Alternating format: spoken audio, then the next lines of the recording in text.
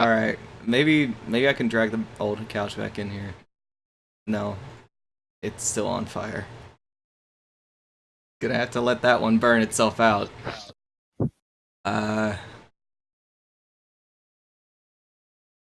You know what? That doesn't surprise me, Ultimate. Man. Fucking, I'm calling up this warehouse and all of their couches are on fire. You would think... Did you try picking up one from American Freight? They usually got good couches. It's American fucked down there. Ah. Yeah, it sucks. Shame about Jim Ross being a massive homophobe. A little bit of a shame. A little shameful. It's a shameful thing, Lobster Head. Event completed. Nope, I don't think so. Just, I went on one, and it's like, well, it's over. It's like, no. Pretty sure it's not. Let me see here. This might be neato. This might be the same shit I was just on a second ago.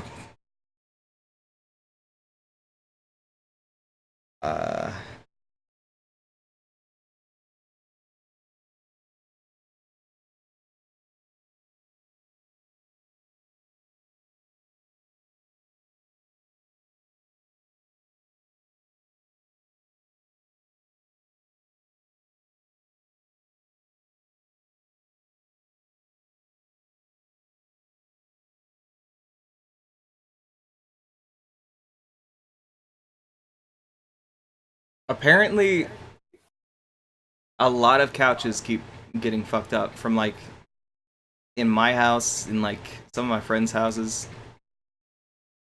They could have picked a better day, I think. These couches could have picked a better day to fuck up.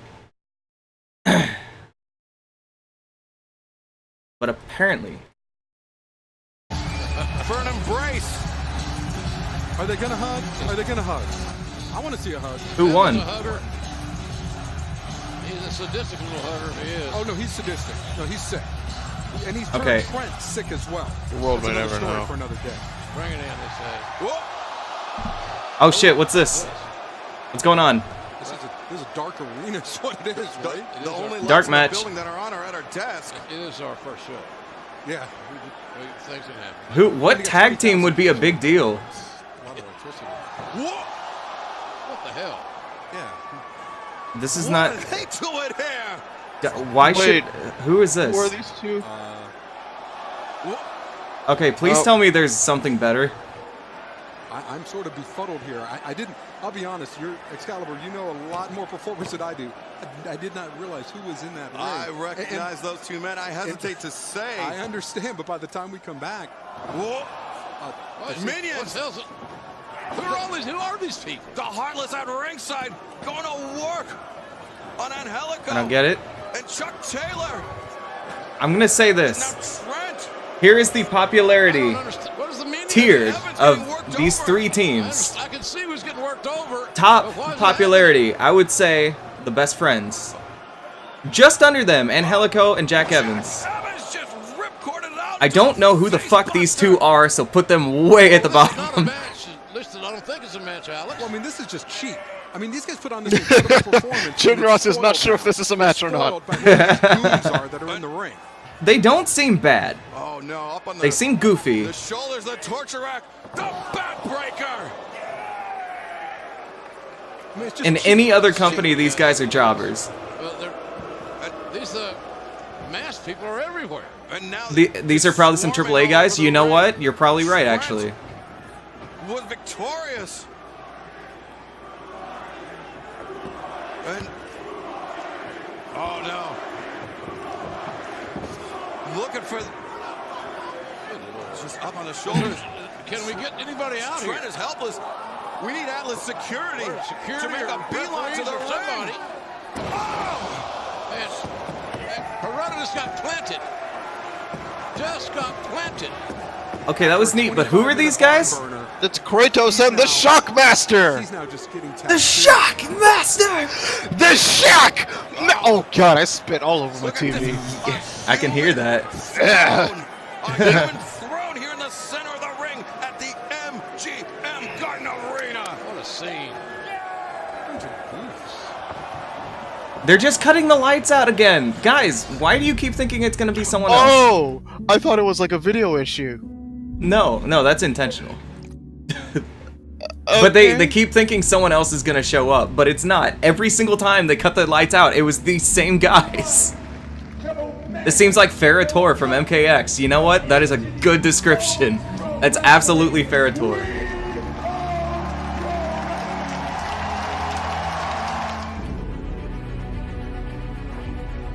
Prepare myself for what? The lights to turn back on. What am I preparing myself for? For the lights to turn back on. But this is fueled by my passion. All out? Yeah, the lights. I know, I think you're right. All out? That's so stupid. That's such a stupid name. Well, ladies and gentlemen, the crowd's still buzzing here. We're not sure of what we It's such saw, a but stupid in the name. event, it speaks to the chaotic nature and the unpredictability. All out. Now then, Creative, guys. we're gonna head back to Here's Chicago. some context, Austin. Their first pay-per-view before they were actually AEW, they called All In because it was an idea of going all in on like a big project that was make or break for them. So now they're doing a sequel called All Out, which means they're out of money and AEW is shutting down, I have to assume. Man, that's a shame. Okay, so someone is saying that those guys are called Player Uno and Super Fiend. That's why we're a team, right? June 14th. Listen, and they're gonna sell. Right, and the Shockmaster was a better name. Yep. I liked Ferrator too. What What face is that guy making? He just licking his lips. He's had like this hide the pain Herald face most of the night. Yeah. Wait, who's coming out now? I'm saving a picture of that face.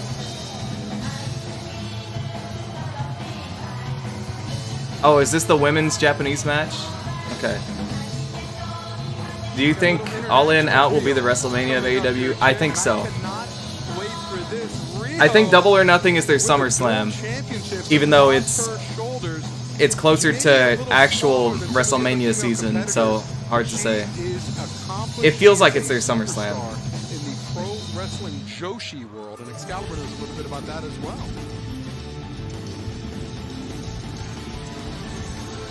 That's right, Riho Mizunami, also coming in the. These are two of the biggest up-and-comers in the Japanese women's professional wrestling world, and two of the toughest competitors in the Japanese professional wrestling world. Starcade was in December? That's a good point. Kenny Omega's partner of choice when he is finding himself in intergender matches. Kenny Omega, for those who don't know, Is this Aja Kong? Joshi wrestling. No, this is. I don't know any of these people, by the way. The thing that impresses me about these young women is how Who does she look like? What they have gone through to make it this far, but to become Oh, shit. continue that evolution. Some their work actress. never ends. Well, and so if you're not going to willing to make that kind of sacrifice, Or maybe I'm thinking of in their Victoria. world, you're just not going to make it. Yeah, the dojo system in Japan, notoriously ruthless. One of the hardest ways to break People are into the cheering world her. of professional wrestling. There must be a All three reason. of these She must be a women big deal. went through that system, and none more so than Hikaru Shida. This is a six-woman tag team match set for one fall with a 30-minute time limit. Approaching right first, the team of Ryo Mizunami, and Hikaru Shida.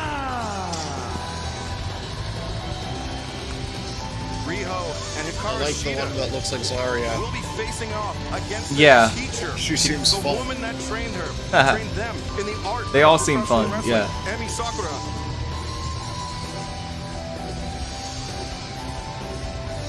And they will have their work cut out for them. Hikaru Shida, one of the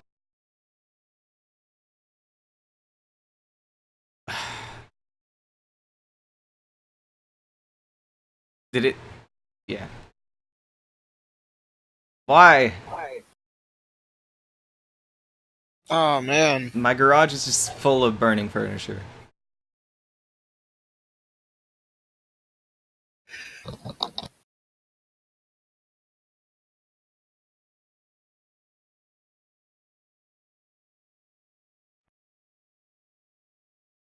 Team Aja.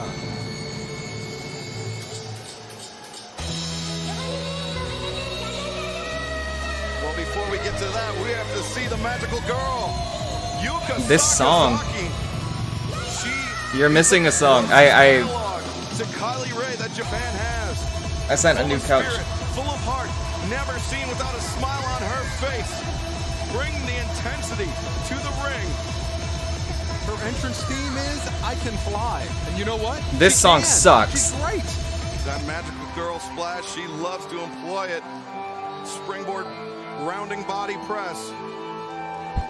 But She's been wrestling 5 years. That's just getting her feet wet, really. 5'2", 100 pounds on her bio. and now Why does she have a mustache? Emi Sakura. Is that natural? Please? Oh my gosh.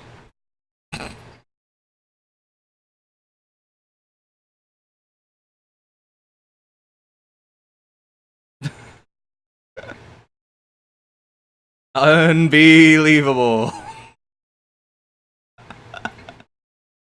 Wow.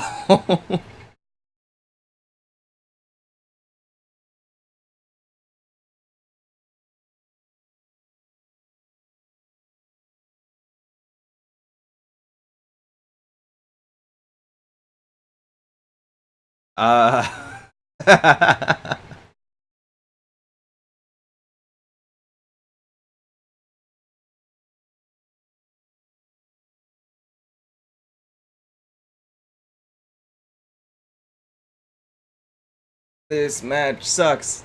This match sucks. This match sucks. Oh my gosh, what is going wrong?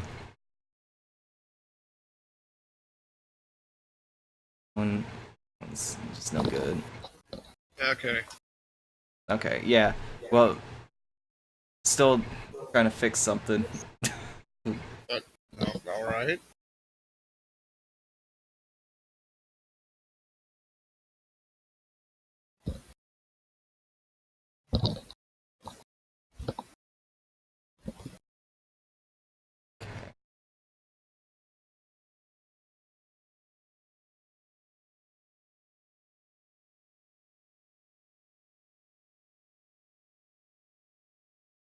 She was appearing at Okay. Double or Nothing. It helped our credibility. This She one is has a that lot of bullshit big on a it, star, and but is it a works. blessing, and I mean that sincerely, to be able to watch her live here at Double or Nothing. And we saw Hikaru Shida bringing that kendo stick, that training sword, to the ring. Aja Kong picking up a little plunder herself, trying to level the playing Okay, field. here we go. With the experience advantage, I think Kong and Sakura are gonna have, maybe have. Oh, their training this is the number. link. Chris Yeah. Jericho, It's a link I talked within to the link. Aja yesterday. At least we Maybe. talked and she grunted, but she was in game mode yesterday. It's on the page. Aubrey Edwards drawing the duties for this match is Yuka Sakazaki in the orange trunks, taking on Hikaru Shida in the red trunks. And there we see the magical girl, very polite. Whoa. Wild swing and a miss there by Shida. Stomp on the foot by Yuka. Oh! Man, what a good throw. Good throw. And a swing and a miss, that would have taken her head off. And there we see the hashtag AEW DON trending worldwide by now. Well, now there's a change in the air. And Ryo Mizunami, the heater for her team, tagging in to face off with the heater of the century, Aja Kong. The Aja Kong Bull Yeah, Mikado it's- matches are historic. What? Still vivid memories for me. I'm not seeing it. Collar and As a elbow tie. fan. Are you Aja, there we was see it the power demonstrated not- as she shows You have to off click it a Mizunami. bunch. Aja I've Kong, been of course, clicking in it the like purple 30 trunks times. with the face paint. Let me try Mizunami, loading it again. Red hair, the red trunks. Red attire. Did you hit the red X? Pretty basic Colorado tie up there. Red X. Aja Kong having the advantage of that as far as the leverage, strength, bulk. I'm just now mass. seeing that. And Mizunami is not a small Yeah. woman. Okay, but finally. Aja Kong is just able to Yeah. easily overpower her. Oh no. What? That's a big It's one. not going to take long. I Oh, think, yeah. because Japanese women, the Japanese That is Aja women Kong. women There are in two the Kongs here on this card. Truly make an impact in the women's division. Ultimately, you're not going to have just Japanese fighting Japanese. You're going to have Japanese fighting Americans as well. And international stars from the UK like Sadie Gibbs, who's going to be making her All Elite Wrestling debut as well. Mizunami hits the ropes once again. Wild swing and the miss by Kong. Shoulder tackle. Oh, down goes Kong. Aja down for that powerful shoulder tackle. And the important thing to note is, Aja Kong Strikes, and more strikes. just rattling the brain of Ryo Mizunami. Double sledge to knockdown. Not just another pretty face there, folks. She's a bad woman. Definitely not a pretty True face. that. Mother Japanese, father I could agree. American serviceman. And unfortunately, he left the family when he was 5 years old. Really had a pretty devastating influence on Aja Kong's life and really shaped the person that she is today. Riho coming in, calling for the Greco-Roman knuckle lock from Emi Sakura. And now we see the flexibility of Riho and actually the strength, the lower body strength, able to maintain that bridge. That's impressive for a little woman. I'm telling you. And she's only 21 I years saw that. young. Saw that, Alex. That's amazing, isn't it? And guess what? This is her 13th year in wrestling, Jim. That's not a misprint. That is true. Crucifix spinning around into the pinning predicament. One, shoulders down. No! Aubrey Edwards there. Eyes on the Oh, two that looked a count. bit nasty. Yep. Oh, Ooh. nice. Cabrador into the backbreaker. Tilt-a-whirl action from And now another era. Yuka Sakazaki heading up magic top. I'm liking these outfits though. Coming off. Yeah. Just a diving Thez press. Step up, Hurricane Rana takes down Rio.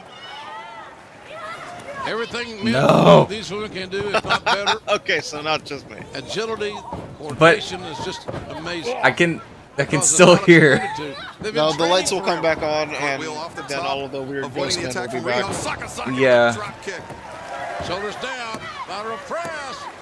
Oh! This takes me back to the days of radio. What a bridge. And there we see the When we Japanese listened women's to style Mystery body slam. They Theater. take the chancery and then use it to use their opponent's Oh, body weight Jesus. against them for what Is it? Oh. momentum. The screaming. She will rock you as Rio. Emmy's got that upper body strength that these women are experiencing here. Okay, I now can in see a again. very Oh, painful good. Me way. too. The blindness has ended. I can now sit on my couch. Strong hands. Yeah, strong hands, able to manipulate her opponent. Been doing it for years. Her great grip. Emi Sakura with the flying Romero, their flying surfboard, the Romero special. And the important thing to note is these teams are not. Was that one scream like really distorted for you too? Yeah. It's like it cut out for a second. Just 6 individuals wrestling at their own pace. Not two long-time teams. So we're All saying, right. These women have all got their own agendas, their own careers they're trying to cultivate. Oh! Do we need to explain that one to you? You know what it's called, Jim? Unnecessary. That was a kick, man. And Oh, let's sober you up in a hurry. man. Riho with the free chiropractic adjustment from Aja Kong. Aja endorses and invites the strikes. Oh. You hit her 10 times and she'll hit you one headbutt. You're done. And look at that so effortlessly. Single arm body slam. Puts the head or the hand behind the head. And now, oh, that diving elbow drop. 1, 2, no. Riho able to kick out. And Emi Okay. Sakura and Yuka Sakazaki keeping Ryo Mizunami and Hikaru Shida. Oh, Aja no. Kong thought she had her. What's happening? Oh, No! driver. That's over. Oh, No, it's not over. Why was that guy channeling his inner Jack Black there? I was going to piss off Aja here in a minute. It's going to be a she's bad not pissed thing. off already? Yuka Sakazaki trying to make hay while the sun shines, going for the pinning predicament. Pinfall Trying to into capitalize pinfall. on Aja Kong's pile driver. Undefeated move. She is. I mean, you know what? And watching Yuka, she's so much fun. I mean, and you get what she's a magical girl. That's not fun. But that's not fun at all. Right to the That gut. one is really Right good. to the I gut. don't know any of their names.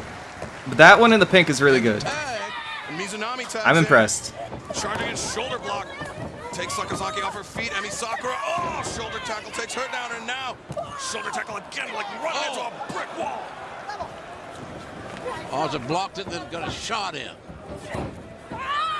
Double lariat ducked, and Aja pushed into Yuka. Oh, the spear decleats Aja. Oh my gosh. Kong bounces off the back of her head. Wow. Mizunami.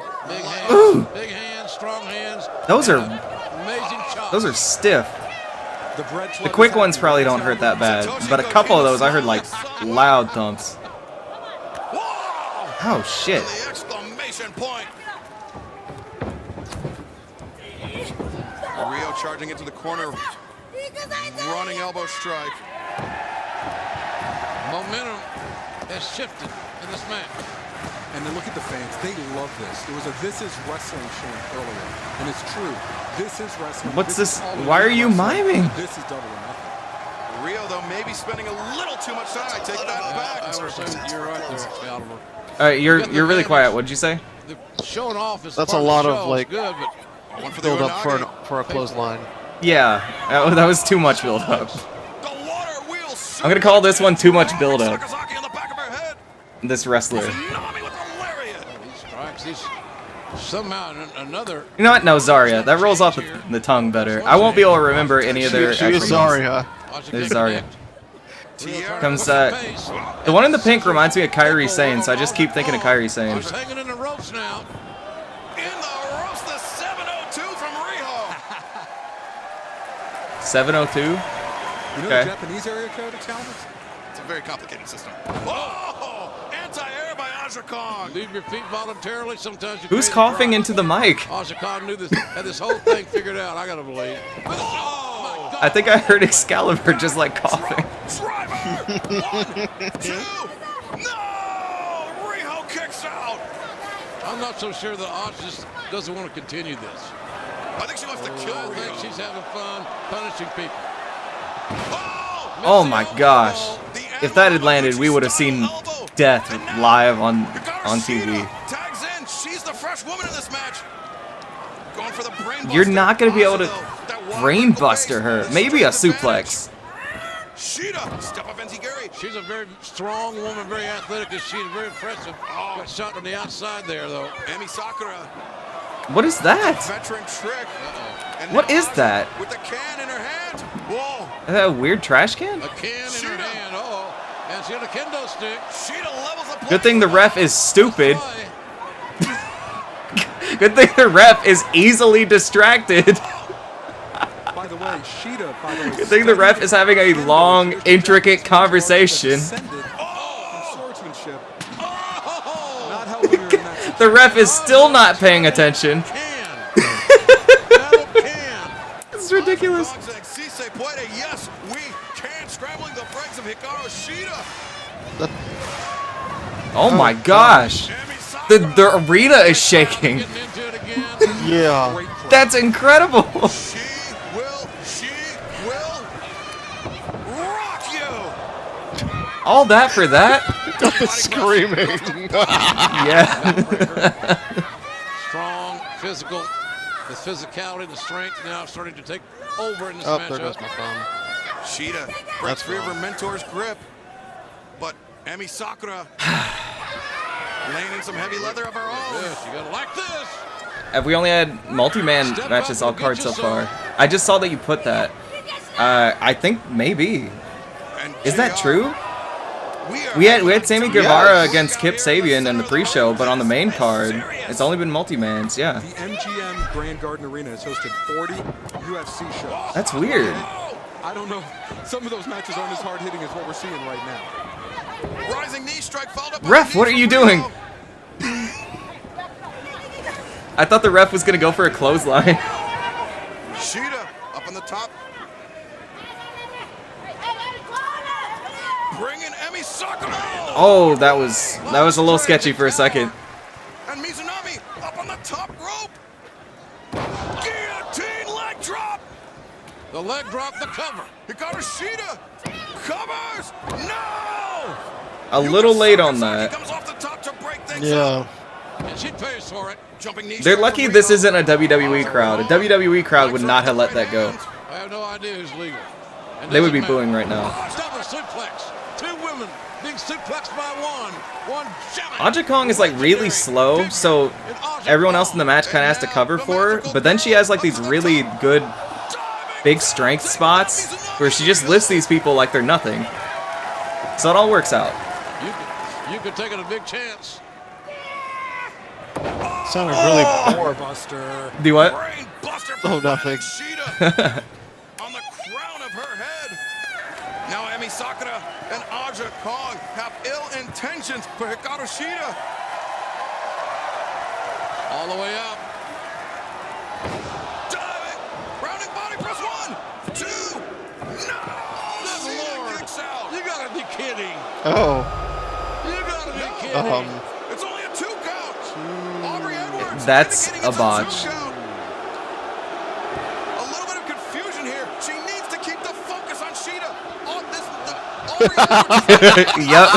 There's the you fucked up chant. Regroup, if you will. But that was a close one. Oh my Nonetheless, gosh. The match continues. So whoever's music that was is who's winning this match. Get over it. By Emi Sakura. Hikaru Shida Waist lock. goes out from Exchange underneath. it. Hair pull. I think that was Aja Kong's music, so it probably is this team. Oh, again. God. The lightning But I don't know. diving body press takes down Aja. Aja Kong rolls to the outside. Oh, Running knee. Tremendous impact. 2, 3. It's over. Now it's over. Hikaru Shida. I don't Yep. know what. So yeah, it was her music that played. So anyone who knew that was her theme song at the ending in the match ruined like a minute early. Okay. Standing ovation from the crowd. You can't blame them. That was unbelievable. Loving me. some Yeah, it was Buster. unbelievable. All elite. The timekeeper called for the match. That's not supposed to happen. Here in AEW. Like, I get that this is scripted and everything, so the timekeeper is waiting for the 3 count, but you have to get the 3 count from the ref. They are still the one who calls the match in the ring, MGM Grand more so than anyone else. very much appreciative of the efforts. But right now, Hikaru Shida, Ryo Mizunami, and Riho, your winners here tonight at Double or Nothing. And we'll take another look at some of the action from this match. That tilted world backbreaker.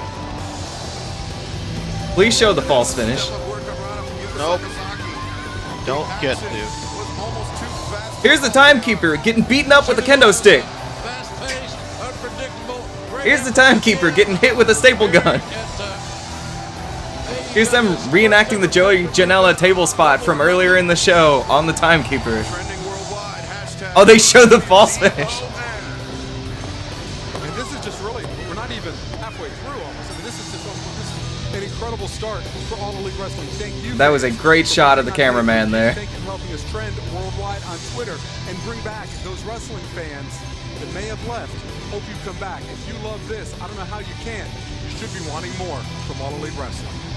Yeah, if you're staying up late in the UK or Ireland, we appreciate that anywhere in the world. We are very thankful for you guys joining us here tonight for Double or Nothing. All right, ladies and gentlemen, we'll get back to action here momentarily. And again, we do appreciate your What is business. Jim. I'm not sure exactly where we are here. Oh, I Jimmy. think we're gonna Jim! talk about some very serious business. Yeah. Is that right, Alex? It's Cody and Dustin Yeah. and Jim. Listen, This is a train wreck. It is. Cody home for Oh man, it was going so well, and now it's sort of starting to fall apart. Yeah. As well. And I mean, my God. Yeah. These two brothers going at it, and it's not just brother versus brother. It's generation versus generation. Cody wants to end Dustin's career. Wants to end the Attitude Wants Era. to end Well, his let's take a life. look He at, wants to kill him. Kind of what brought us here. A very unique family. Cody, Two he brothers wants- that he never wants to lived kill his- together. he They wants had to the kill same this man. father. It's an Well, he amazing would like to story, kill his brother. but it's not always been a pretty story. Oh, check my Discord and look at what I put. I'm proud of it. This notion. You know, I'm not sure. He's had that face most of the night. He has. I'm just gonna put it on there. Just like, oh crap. I'm gonna put it on my stream. I'm just gonna leave That's this. that fart was more than a fart face. Wants to die. You pull from the hip. You roll your fingers on the steel of the chamber. You blow it. Oh away. wait, this again. Look They at showed this They showed this photograph. video at the start of the. Every time I do, it makes me laugh. This is not a new beginning for me in my career. I'm gonna turn it way down so I don't get copyright claimed later. But 30 years in the business. My legacy is intact. I am Dustin Rhodes. look at this photograph. I don't know why it keeps reminding me of that song. This is like, you know what? I can't listen to it. I hate it. That song sucks. Okay, so this is Dustin Rhodes versus Cody Rhodes. Both of them used to be in WWE. Dustin Rhodes used to be in WCW. Dustin Rhodes, known most for his Gold Dust gimmick. Their father, Dusty Rhodes, died 5 years ago. They were a tag team in WWE for a little bit, Cody and Dustin. And then Cody now basically owns this company. Basically. No. Oh, never mind. Is it still working for you? Yes. Okay. What are you seeing right now from your point in the room? Cody standing in a dark room, being very broody. That is a lot of it. Yeah. Yeah. Let me know whenever. I'll try and yeah. I'll try and find something. Because mine keeps stuttering. Does yours? Yes. Okay. Well, we are watching it from the same couch. I don't know what you're. Yeah, what's wrong with but you. you're kind of bouncing it off a few mirrors to get to where. Are your eyes broken? Well, I am wearing glasses. Anyway, here we go.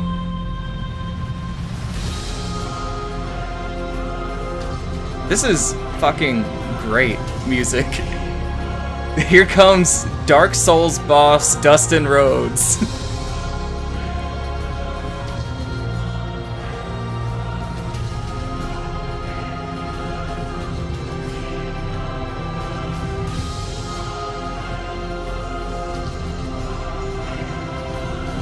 Shit, I'm all out of Estus flasks. Dustin of the Golden Roads. Yeah. Watch it not even be Dustin Rhodes coming out. Watch it be CM Punk. Oh shit. Oh yeah, that guy still exists. Wait, that's the Triple H emblem. I know it's not gonna be Triple H.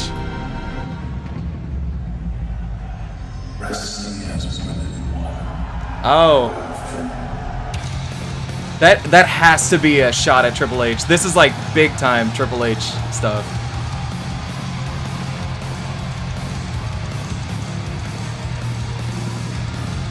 Okay, so it wasn't Dustin Rhodes, it was Cody. Man,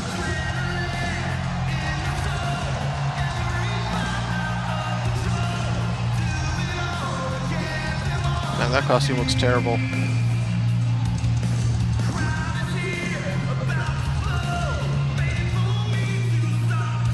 But Triple H is all about skulls, and that little icon thing on top of his chair is a Triple H thing.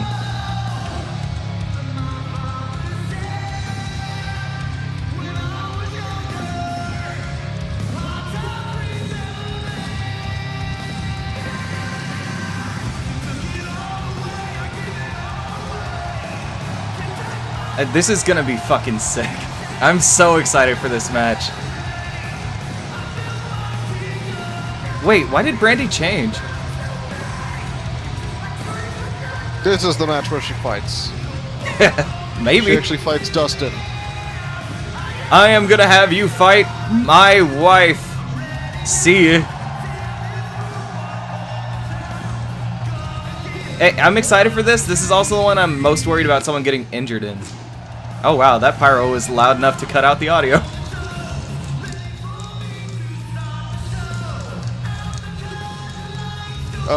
What is going on with the audio?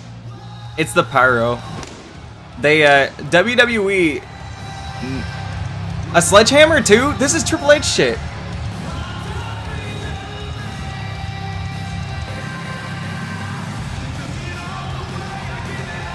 Wait, why are they making him Triple H? Oh, this is him.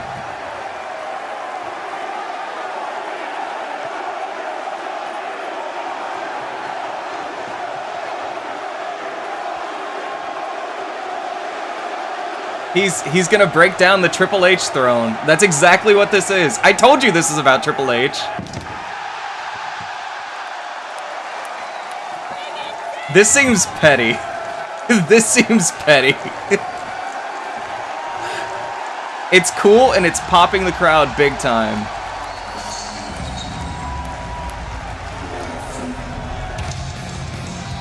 This is very petty. I love it though. I guess I would need some background on what any of this means. So I was telling you how that little throne thing was a reference to Triple H. Yeah. The sledgehammer is also a reference to Triple H. That was his trademark weapon through his time in WWF and WWE. So that was him making a statement about we don't need Triple H, who is basically like... He did a Shawn Michaels pose? Oh shit, that is Shawn Michaels shit.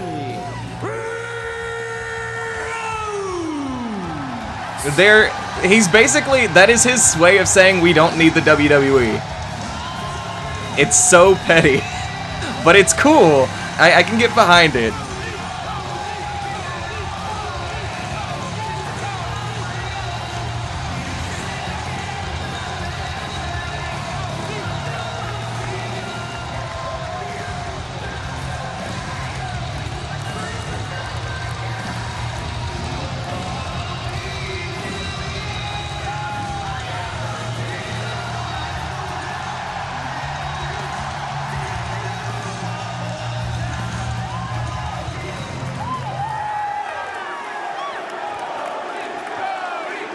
So here's the problem.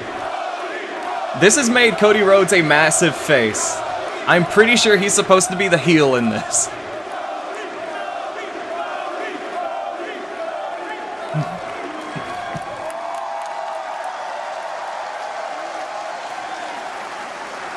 I have no idea. Okay, so here comes Goldust.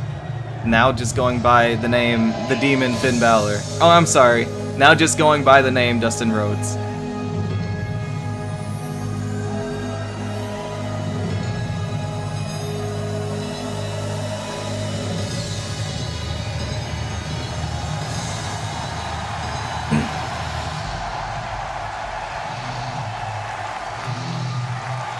Goldust deserved this. He absolutely deserved this big pop.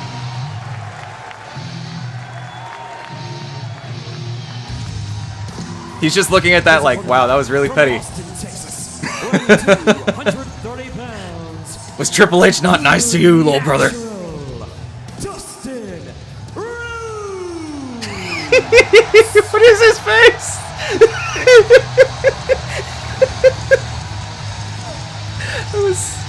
I don't know what face he was making there. I think he went into a squat and realized it was going to be really difficult to get back up. So, That's a mile-long walk for a 50-year-old man. Oh my gosh. Looking to gain respect. So he's within 50. his own family. It's interesting. Zooming right on Cody Rhodes' nipple. And this still isn't the... Is this the main event? I don't know. No, it's not. This is not the main event. The main event is Kenny Omega versus Chris Jericho, and that's supposed to kick ass. And is this the last ride for Dustin Rhodes? Is this it? 50 years old, he's accomplished everything he wanted to in this business. What? This could be the end if he cannot defeat just his brother, raising the stakes even higher. just a very prolonged shot on Cody's ass. Eliminate the perception Yeah. of the Attitude Era. It's America's ass. In the back, attitude. See, that's the joke I was gonna make. Deeply involved in and successful in. I don't have that Don Henley-like peaceful, easy feeling here.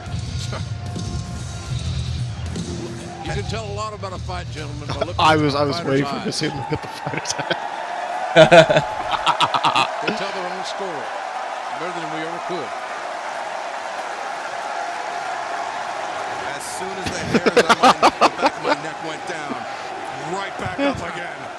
All right, Third man in the ring. here we go. The veteran. as First good as big it's match ever of the been. night.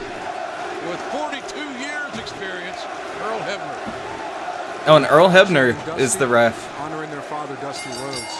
I don't know if you know Earl Hebner or not, but he absolutely was the ref in at least one of the SmackDown games you played. He wouldn't be, in his words, the best bookie. Did you ever play one of them where the ref sounded like really twangy when he was counting? They'd be like 1, 2, 3, like that. I don't remember that. Here we go, ladies Oh, and okay. gentlemen. Let's get Then you this must not have business played one of here. those. Maybe It one will of those. pick up. This will be Was a the dandy, announcer I in can promise SmackDown you. 2 Know Your Role? I don't remember. This is a match 33 years in the making. Why 33? Because that's how old Cody Thank you. Great explanation. This is a match 33 years in the making. Why 33? Because that's how old Cody is. I don't know how you concentrate on the match when you get this type of response. I don't know how I concentrate on the match when you're saying dumb shit. Think about this. Just remain silent. Let me enjoy this, please. Whoever commentator that is. Here we go. Yeah, they'll get down to business. They won't need any provocation for that. No. You know, in Dustin's entire life, the American dream was the star. This brightest star ever in the family. They'll ever perhaps ever be in the family. And then he thought, well, when Dustin... They're saying Dusty's favorite. I think so, but I don't know who they're saying it to. Nice back heel trip. But that didn't happen because his little brother, Cody, became a worldwide star. Oh shit, he did the Stardust thing. Oh fuck. And I've seen Dustin walking around the building. I've seen him walking around Las Vegas this weekend, but he's always in street clothes. Now that he's in the ring, he is in tremendous shape.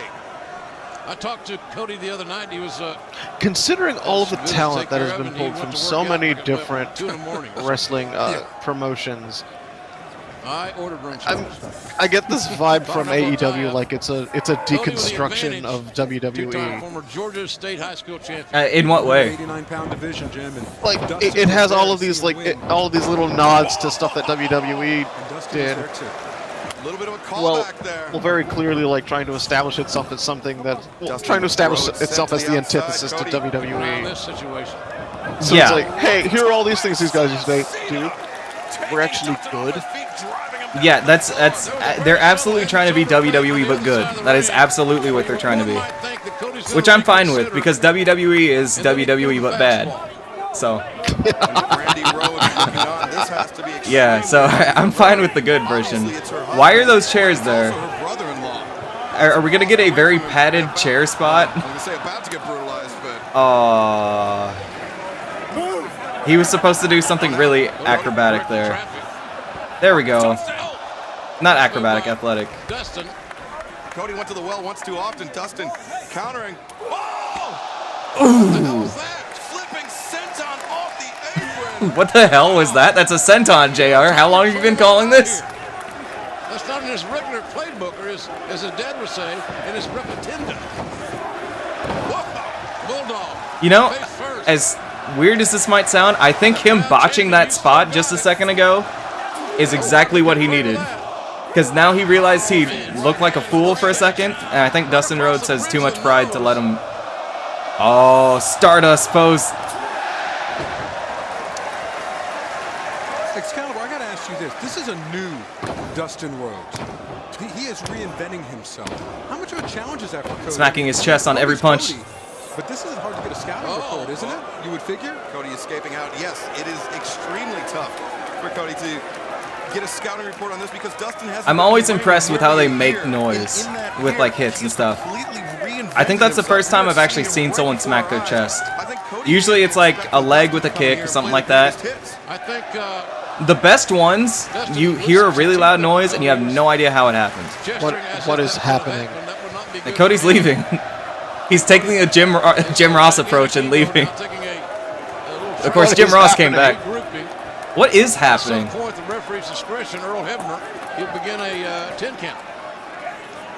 Yeah, 10 counts on the outside here in AEW. And Cody taking full advantage of that. Cody's regrouping and rehydrating. Rehydrating, that's always good, kids. Gotta get hydrated. Gotta get hydrated. Especially in the desert. Mm-hmm. But I think this is a good point. I mean, Jim, I wonder if that was a shoot. I wonder if it really is. Just like the desert air and everything, keeping like really dehydrated. Oh, I guess not. That was setting up that spot. Gutbuster there by Cody. Look at the leg. Oh, down only. And that was a longer 2 count than I thought. So it started out really fast, and I love that. So you gotta wonder then They're slowing it down because they want to get some time out of it. 50-year-old legend. They want to do some like pure wrestling and shit like this, Applied by which is Cody fine. to his kneeling opponent that just happens to be his brother. Alex, how long has it been since you think Dustin had a match? He's been out of action, but you know he's been letting his body heal as well, and I think that's something. Hold on a second. The cover. Just 2. It's been a while, you know, and he became a free agent, and he's, you know, again trying to, you know, yeah, Shovel hook from the canvas. prove he's got some life left. By the way, guys, I think Cody really did stomp the fuck out of his hand there. Dustin looks actually mad. Yeah. Like how a brother would be mad at a brother. I think that was a legit smack to his face. Said that for real. I'm 50. Counter coming out the corner. There's a power slam cover and a near fall. Earl Hebner, our referee tonight, by the way. What? We've said this. We have pointed out that Earl Hebner is the ref. Earl has been the Why are you bringing this up now? Outings for years, I can tell you. Cody with the left leg. I don't know what's going on. Neither does that guy. Trying to secure a grip. Whichever one that was, whether that was Excalibur or the other dude that looks like he shit himself. Upper body strength, keeping his arms clenched close. Just got to believe that the younger man, 17 years the junior, is going to be in better cardio shape over the long haul, which indicates to me that if Dustin's So who do you think wins this one? he needs to win it sooner than later. Just your gut instinct here. Big range. He's got a great deal of leverage advantage, those long arms and a height advantage. Who would you say? Dustin or Cody? Not to Cody will win. See, Get right to the I almost think Dustin will. Just because he is as old as he is, and I think Cody is going to be like a good brother and book him to win. And I also think that he knows he'll get really scrutinized, being like the head of this company basically, and booking himself to win. He's just as accurate a striker as ever been. Oh shit, is it going to happen? This hasn't happened in years. WWE, once they became WWE, did not allow the Shattered Dreams anymore, and you're gonna see why. Oh no, you're not, because he took off the turnbuckle. Snuck off that middle turnbuckle pad. You'll still see it. Wait, no, this is really stupid, actually. Making Dustin Rhodes think twice about it. If he kicks Cody, he's kicking solid steel. Oh shit. Well, that's going up on eBay. A fight has broken out in the audience. Okay, so here's what the Shattered Dreams is. They might do it later in the match, but Cody is up like that, and the gimmick is Dustin Rhodes gets a running start and kicks him as hard as he can in the balls. That is the Shattered Dreams. That's what they were teasing there. And now Cody Okay. So on his back. we'll probably see it. Right there.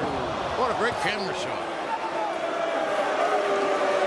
Cody standing tall in the center of the ring. Brandy looking on.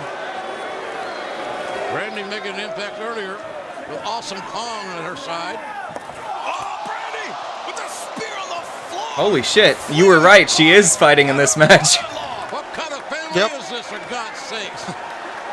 That's your sister-in-law. Sister-in-law, spearing brothers-in-law. has seen enough, I hope. That was a good spear. Poor Earl. Get out of here.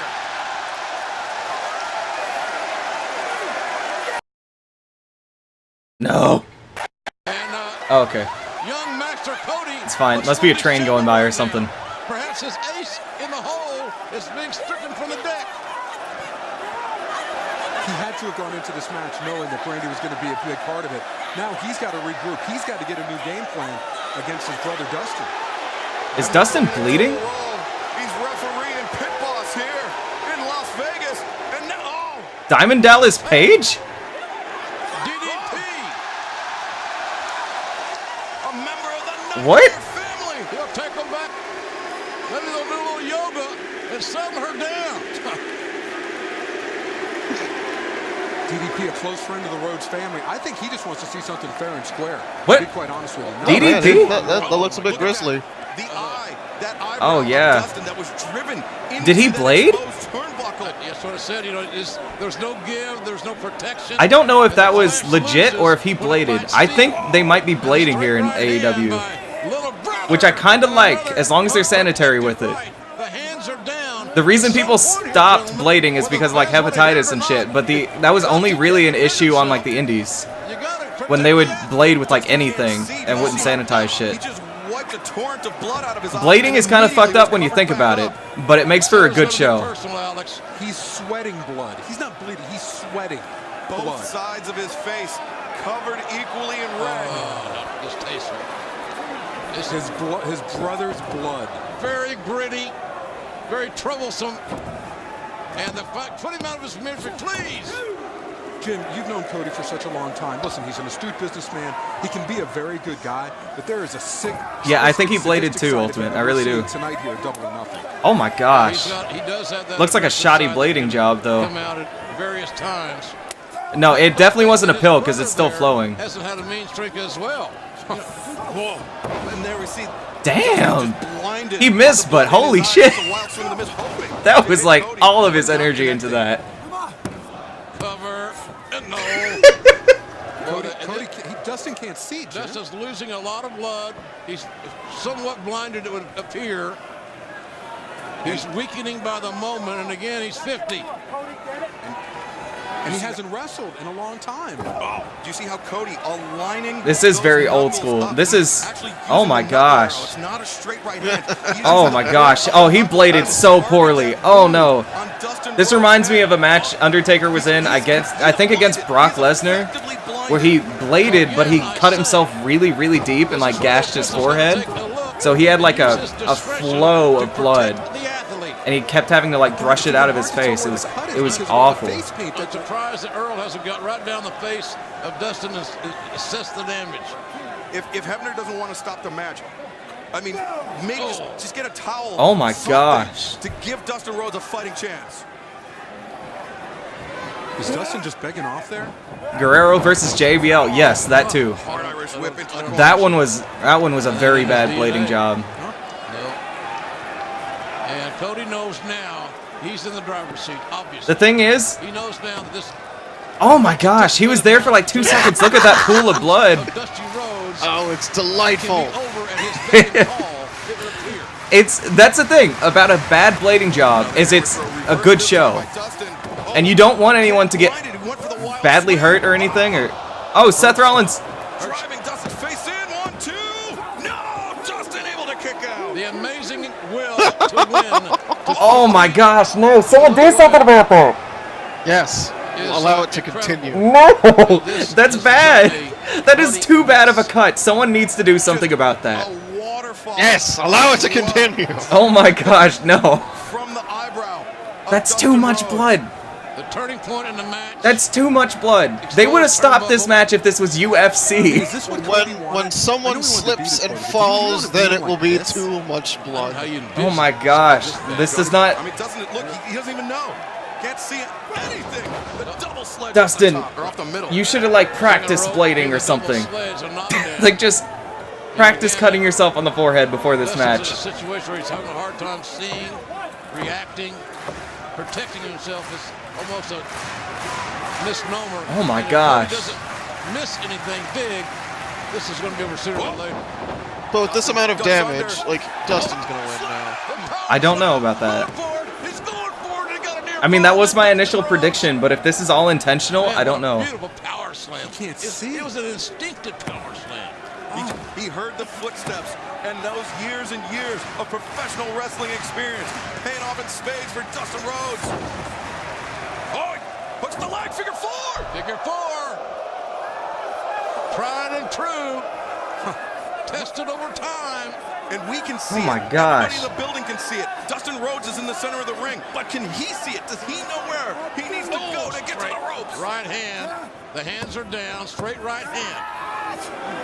You know, and he's not just trying to beat his brother. He's trying to end it. Why are you slowing down the match? Do you want your brother to die in the ring? Brother ends the attitude era. You break a man's leg at this stage of their life. Oh!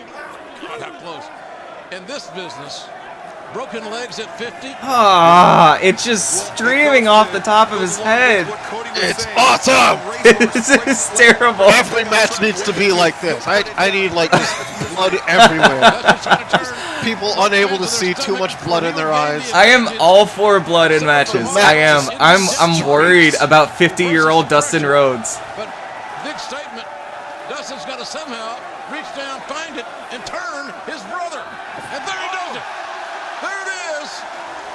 All instincts. Dustin knows he has an opportunity here to win this thing, but both men are in the ropes. Oh my God. Will have no alternative. It's everywhere. The hole, set them in, and restart.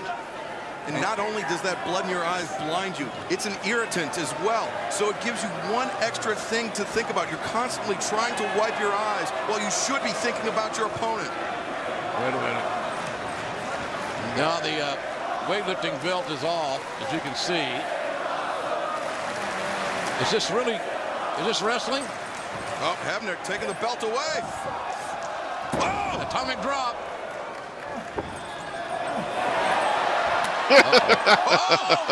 What? No! Yes! No! Yes! America's ass!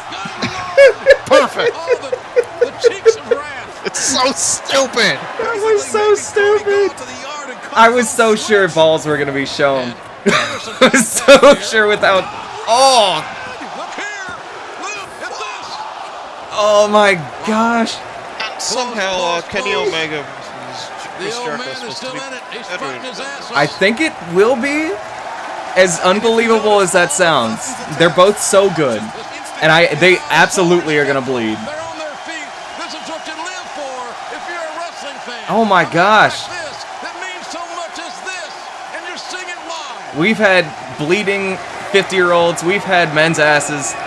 What more can you ask for out of pro wrestling? Cody up on the top rope. Again, a shovel hook. Catching Cody on the jaw. I would say giant women, but they had that too. They did have that.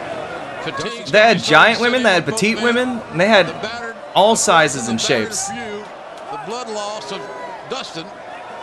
Yeah, think about how lightheaded he must be. An avalanche suplex like this will rattle his brains. Oh my goodness. No man's land here, folks. No! Oh, that was sketchy. Burning, suplexing. And now, will that move finally beat Cody?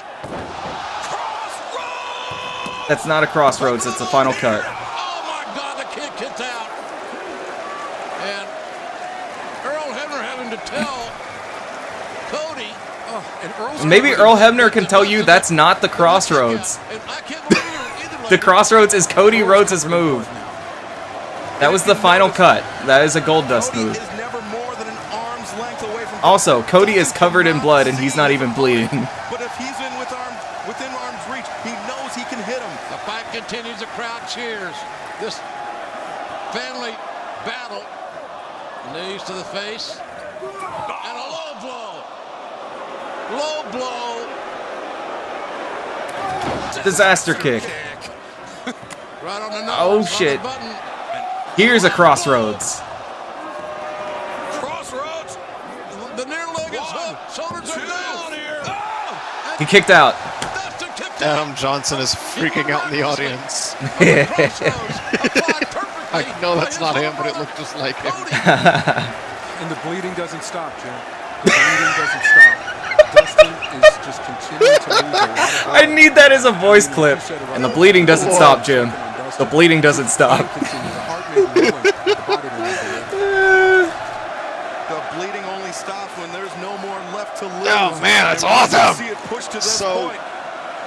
Unless so one of these absolutely two gnarly. men puts an end to this match. This is like a Dusty Rhodes, Terry Funk bloodbath. Yeah. Back to the old school. I added that as a quote in my stream. Headbutt. Hopefully you didn't cut a blood vessel. At this point, I don't know, Ultimate. I don't think it matters anymore. Yeah, it seems like it's clearing up a little bit. That's a crossroads. Second one. Oh! Good grief. When will this odyssey end? How will it end? What will be left of these two men? On this It's not as bad as Eddie's. immortal Oh, definitely not as bad as Eddie's or Taker's cut. Well, that's But look at this mat. That's what I love about bad cuts, is the rest of the show, you have this blood-stained mat people are wrestling on.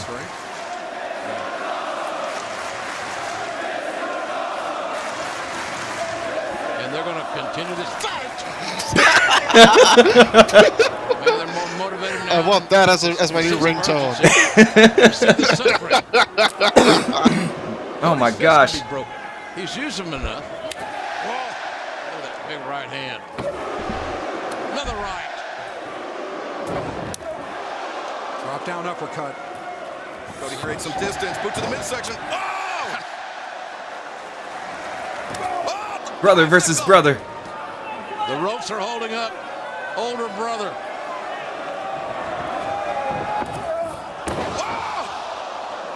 No idea what that was. I thought that Dustin was going to be able to roll up right to the shoulders if he had been able to. This one could be over. He finally gets there. Referee's counting, and 2.5. I don't think that was a move. And I think I'm pretty sure that was a mess up. But it looked cool. Surface that it caused Cody to lose his grip and allowed Dustin to counter instinct every time. Holy shit, for it's been Dustin 3 Rhodes. hours. This is one of the most emotionally charged Yeah, matches. it's really picking up. Pulling every bit of emotion out of me because I've known these kids, these two men now, since they were children. And to see this and come to this is damn sure heartbreaking. Oh, no. Oh, vertebreaker? Ish. That's not how a vertebreaker is supposed to go. Yeah, it actually looks like Cody messed his back up doing that. Is his wrist okay? He's not covering. You see his right To wrist? the mountain right now, folks. Oh no, he was just holding his hand weird. Okay. Dropping heads. There's evil intentions there, and there's does it have to be now? Can just have a wrestling match, beat somebody with a hold, with a wrestling hold. Cody just Yeah, Jim Ross, that's fun. Win with Dustin unable to answer. Let's see, a sleeper hold. Crossroads again. Hook of the leg. Far leg grapevine. It is over. Oh my gosh. By God, it is over. All right. What a wrestling match, as amazing as I've seen in decades. The winner of this match. I give the botches tonight in this match a pass for 2 reasons. One, Dustin Rhodes is 50. 2, Dustin Rhodes bled a lot. So he gets a pass. Covered in his brother's blood. I don't think this is Dustin's retirement match. I think they'll probably fight at the next pay-per-view. I mean, he said he wanted to put Dustin Or maybe like in the near future. But oh my gosh, this match. It's not Old Yeller. What the hell? But that's what Cody wanted to do. But now that he's done it, now that he's defeated his brother, I don't. Cody's hair is red. What it would He has feel successfully on an dyed his hair a emotional new level. color. It was awesome. It is. Here's how it started tonight With pettiness. destroying the throne. And then it started Dustin Rhodes comes out knowing he is going to damn near kill himself. In this match from both men and women Really good spear. never expected to see. And That is like one of the best women's spears I've seen. She was gone. That helped lower the level of the playing field.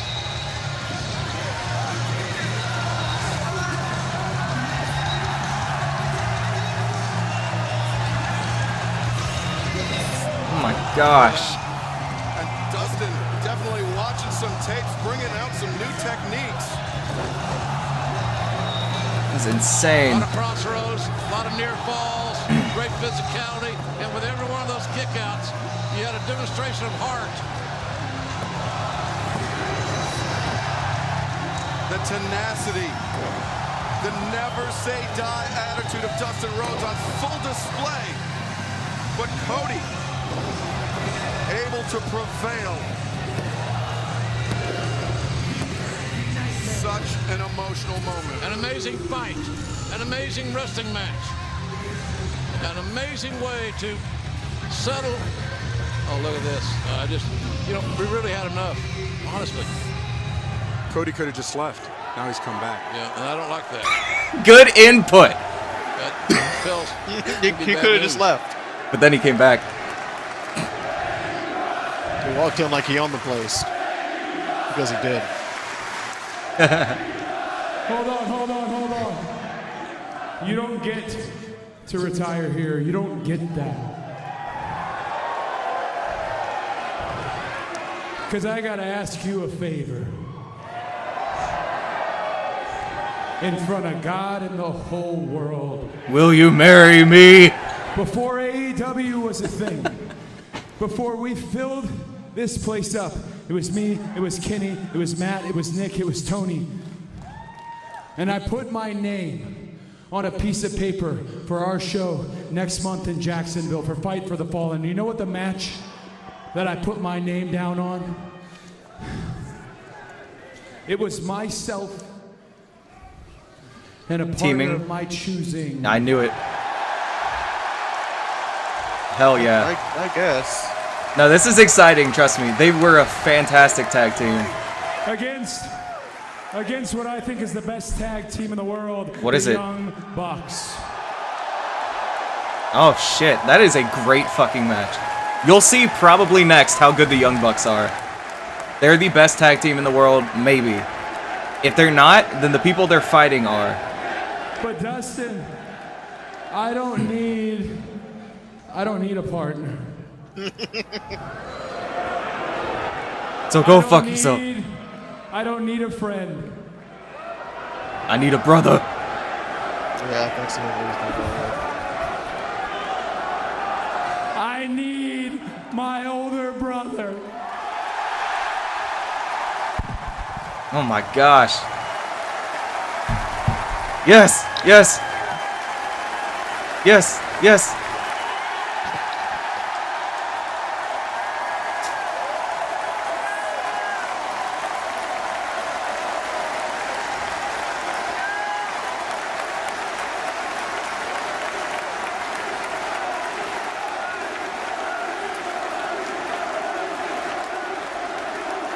So many shots Star of wrestling Wars. grandma. I love wrestling grandma. She's my favorite part of this night.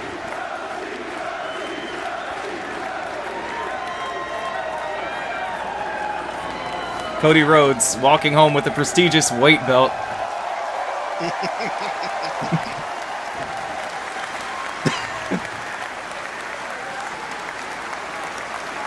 Oh my gosh.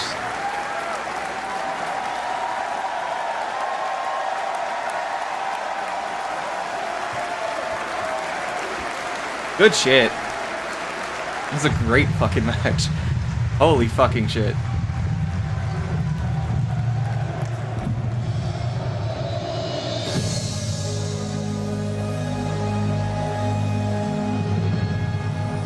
What's this music?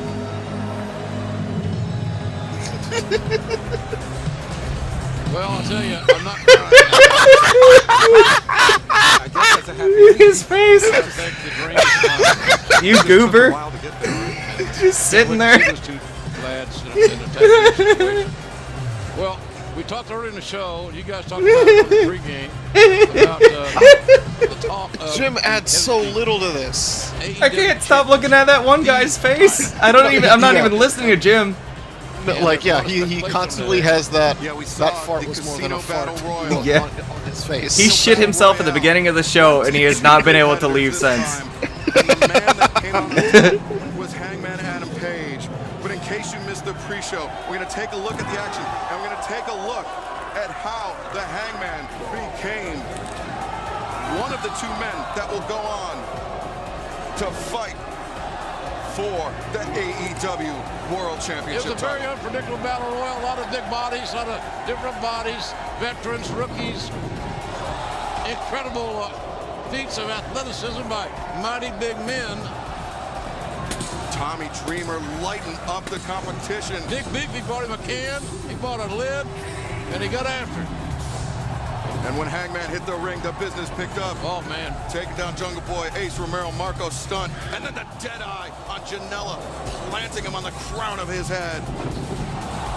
Romero pouncing Marco stunt out of the ring. And then Jungle Boy. A lot of momentum switches, Alex, in this matchup. Yeah, you're right about that. Dustin Thomas, obviously. I still don't understand the legless man. Oh! Joey Janela. Sorry, that spot always gets me. I think he might be dead. I think they're just waiting to put that somewhere, that he died. Now, Jimmy Havoc making his presence felt, eliminating the innovator of violence, Tommy Dreamer. Might have passed that crown over, obviously. Yeah. Actually, Jimmy Havoc took it. Innovating some violence of his own, and here we see. Oh my gosh. Kick There's a by coming, Luchasaurus. we're coming down the stretch So, here, folks. won't you understand about the no-legged man? Hangman Adam Page had a hell why of a he's night, there. quite frankly. Oh, it's just, business did pick up when he came he's to just the there. match. It got more intense. I mean, he did some cool shit. Muscles Glasses is such a Thought he won, but is a MJF, superior character. MJF was on the That's floor. all I'm saying. He was really Not to cool. be. Hangman Page held on. His feet Hangman. did not touch the floor. He stayed eligible in the match. And then, boom! Buck, that was a hell of a Also, that guy who now. took the lariat. That was a hell He's of a fantastic, clothesline. too. And then, Yeah. the business then was over. Hangman Adam Page wins this battle royale. It's huge. It's absolutely huge. I'm basically adding the faces of grief to my stream. Against Jericho, squaring off in our main event tonight. They'll face Hangman Page down the road for the All Elite World Championship. We're going to be going to Jack Whitehall, by the way. What do you want to in the say? ring. What do you want to tell me? Huge UK stand-up comedian, entertainer, actor. He does it all. Big Big timer. wrestling fan to boot. And now for the belt presentation. Ladies and gentlemen, here to present the AEW World Championship. Why do I feel like that's a fake accent? The best It sounds like one. The best there was. The best there Wait, ever really? will be. Bret Hart. Bret Hart? Are you serious? You guys got Bret Hart?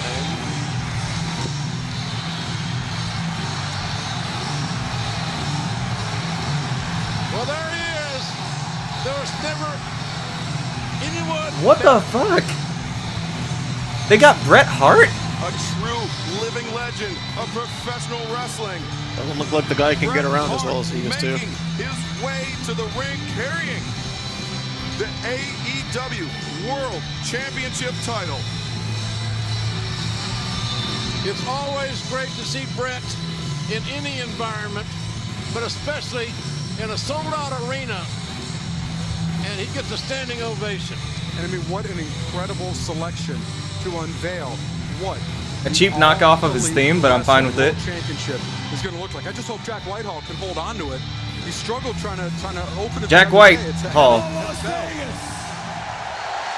He does look like Jack White. Jack Whitehall looks like Jack White. Thank you very much.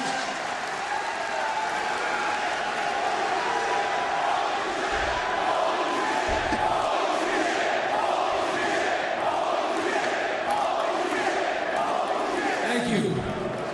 I just want everyone to know how grateful and thankful it is for me to be here tonight. How thankful it is for me to be here tonight. I'm adding that one too. 26 years ago, I just want defended the world everyone title to here. know how and it's a grateful great honor it for me is to be to be here tonight. for another sold-out Oh, World looks like he stumbled a bit Championship there. Wrestling match tonight. It's a real honor. I want to thank AEW for giving me a chance tonight to be the first presenter of this Oh, Absolutely they're hyping up the beautiful belt now. here. This thing's gonna suck. This is a beautiful, It can't suck any more than the one beautiful belt that WWE you're gonna announced find the anywhere. other week. And I'm going to be honored tonight. So without any further ado, I'd like to introduce the winner of the Battle Royale. The guy that's going to face either Chris Jericho or Kenny Omega. I was so sure he was gonna accidentally spoil tonight's main event. By the way, I was so sure he was gonna say Kenny Omega wins. The guy who's gonna face Kenny Omega for the belt. But anyway, I want to Which I do think introduce Kenny you. Omega wins. Come on out, Hangman. Muscles glasses. Adam Page. He's the recipient of the belt. So I'll give AEW big credit for this. I never felt like Hangman Page was a main event talent until tonight, but I really feel like he is now. Hangman Adam Page prevailing, persevering over 21 other men. Tell us real quickly, X, why he's limping. Well, it was last week in a How's it? What's your secret? the man that Page was originally scheduled to face tonight. Oh god, I hope those pyros don't start any fires. You mean other than the fire? Other than the actual fire. If this venue starts burning down, I'm gonna be so angry. I would be pretty mad too, but we did get a really good match, so I guess it would be fine.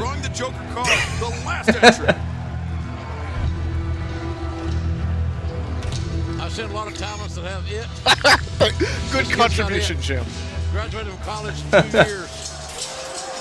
He graduated from college for 2 years. You heard it here first. No, he's a smart one. Who's this? Wait a second. MJF. The guy just eliminated to win this thing. Why is he trying to steal his thunder? Are they gonna have a one-on-one match tonight?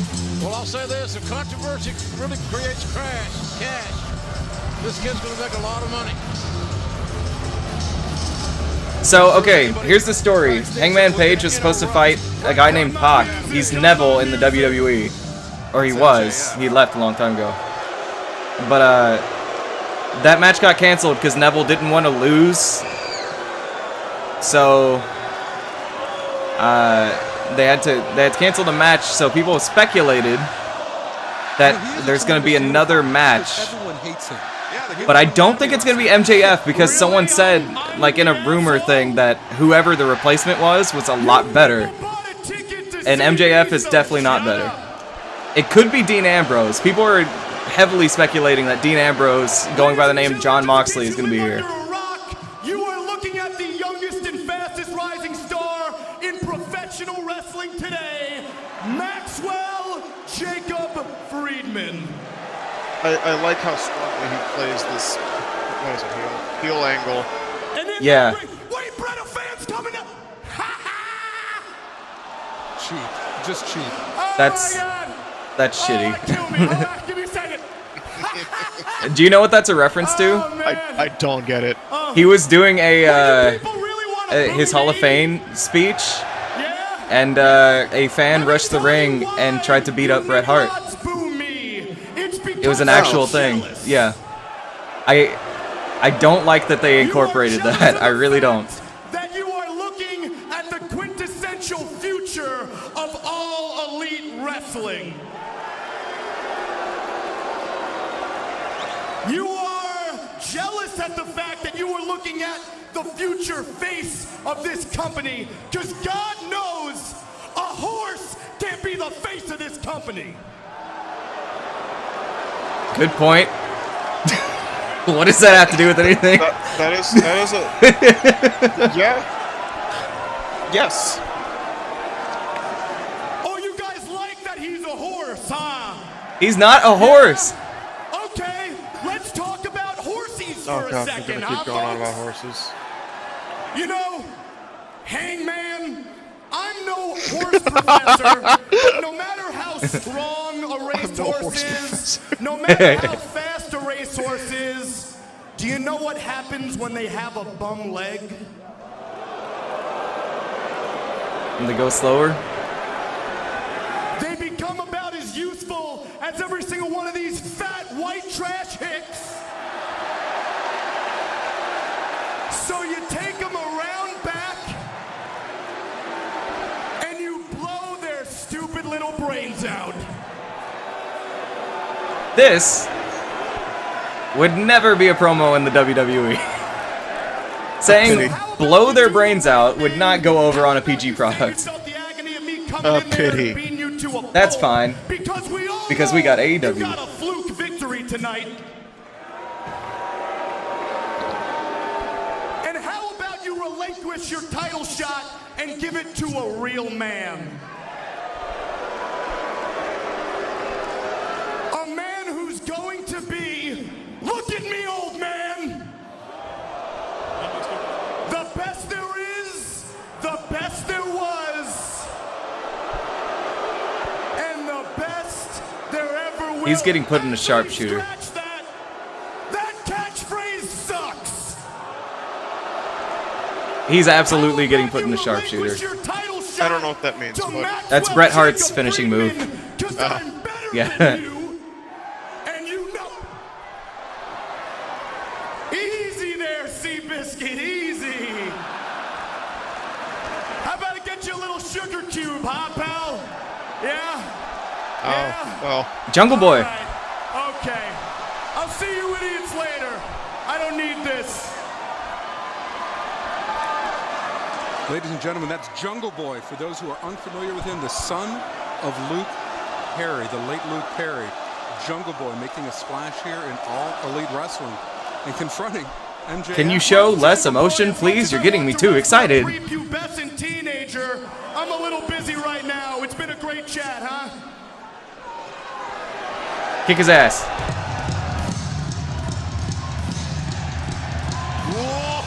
Jimothy Havoc.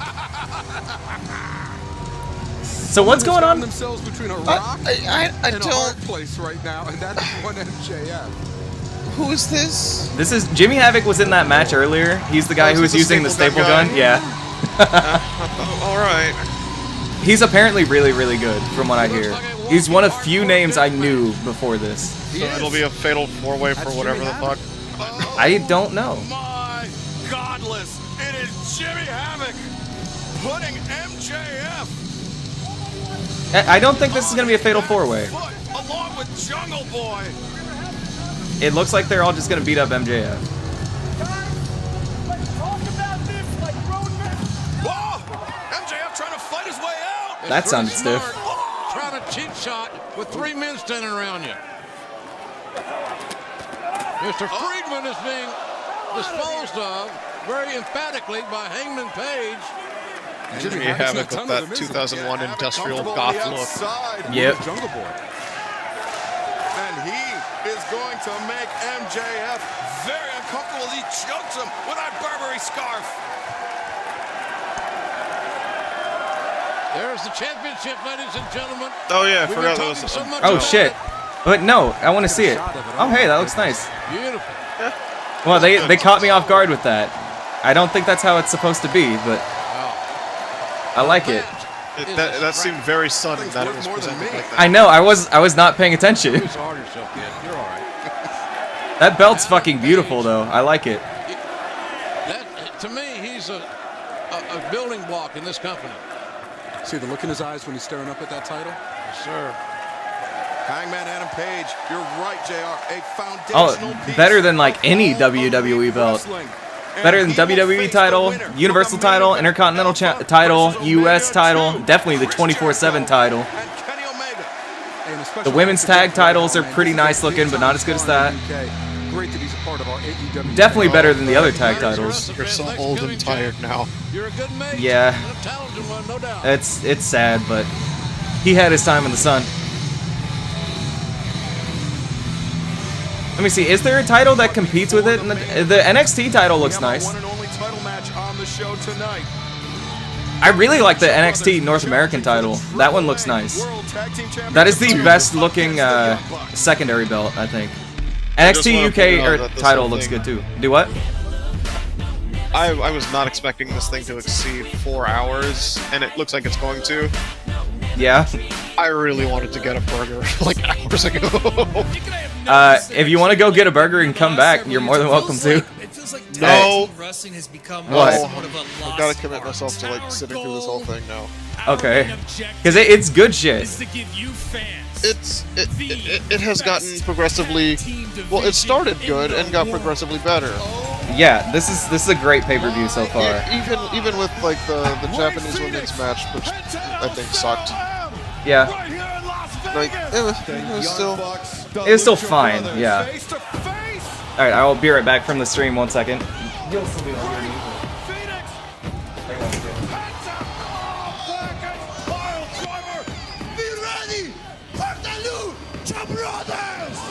Penta and Phoenix are firing on all cylinders right now. They're on the road. They're hitting it hard. They're in the zone, right? And we're sitting at home, and we're not in that zone right now. So if I have any fear of the Lucha Bros, it's the fear of them being so on and us having a little bit of ring rust and not being able to keep up.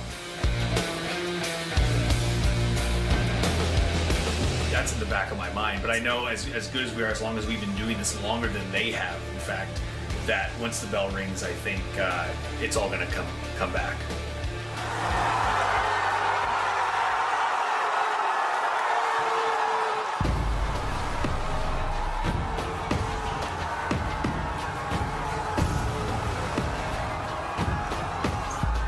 We just came into Mexico and took these championship titles. Nick and I, we were kind of complacent for a long time. We were like, you know what, we're the best tag team in the world. There's no one really that even compares.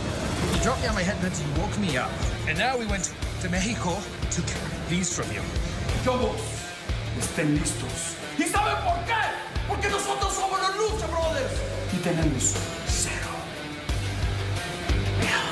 Why don't we make something official right here, right now in Chicago? What do you say we do Lucha Bros versus Young Bucks?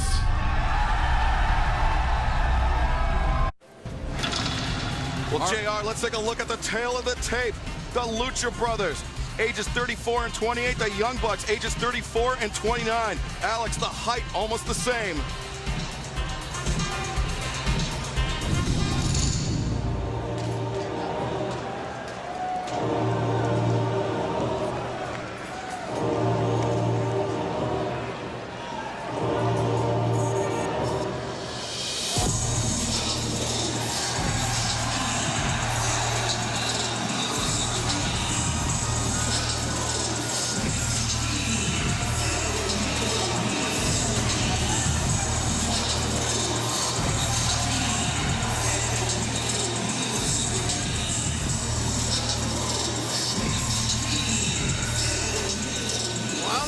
What can you tell us about the Lucha Brothers for our fans that may not know?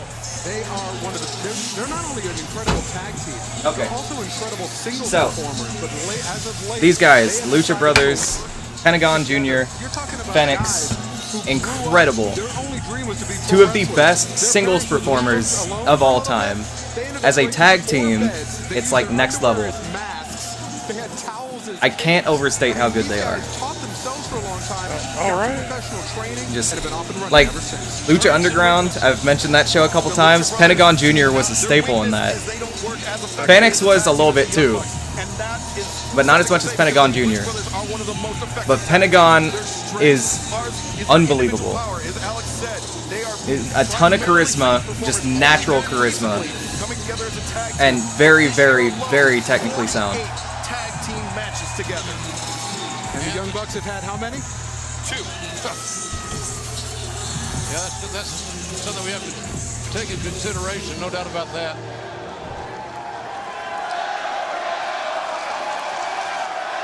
Mass, so... And the chant Cero Miedo is, the chant means no fear.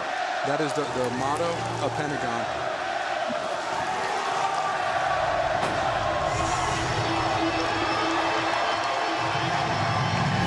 Killing the business, really?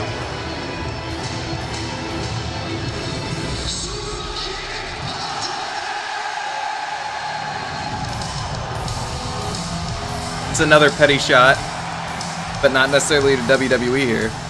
Wait a minute, they're the champions?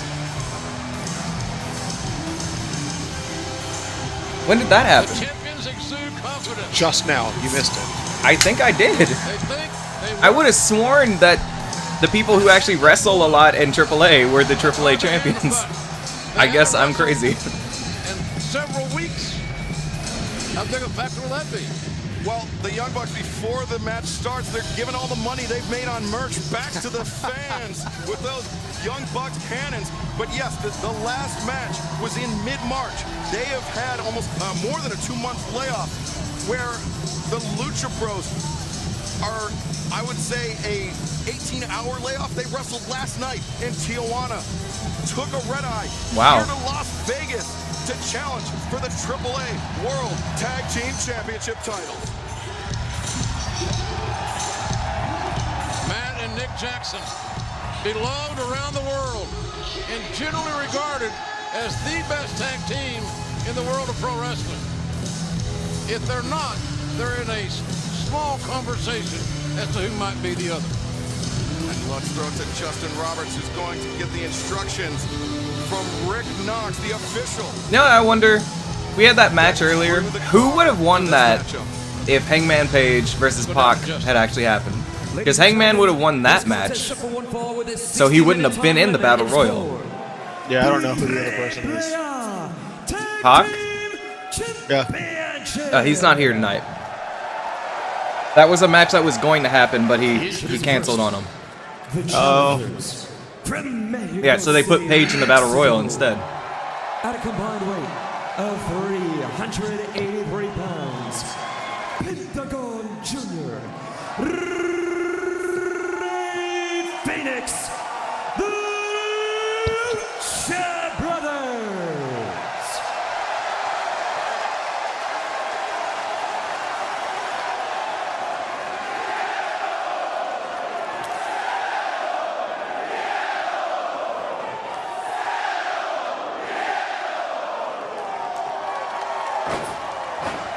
And their opponents from Rancho Cucamonga, California,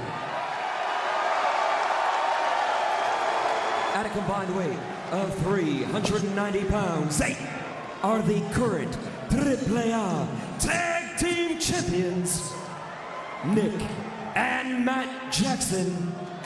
They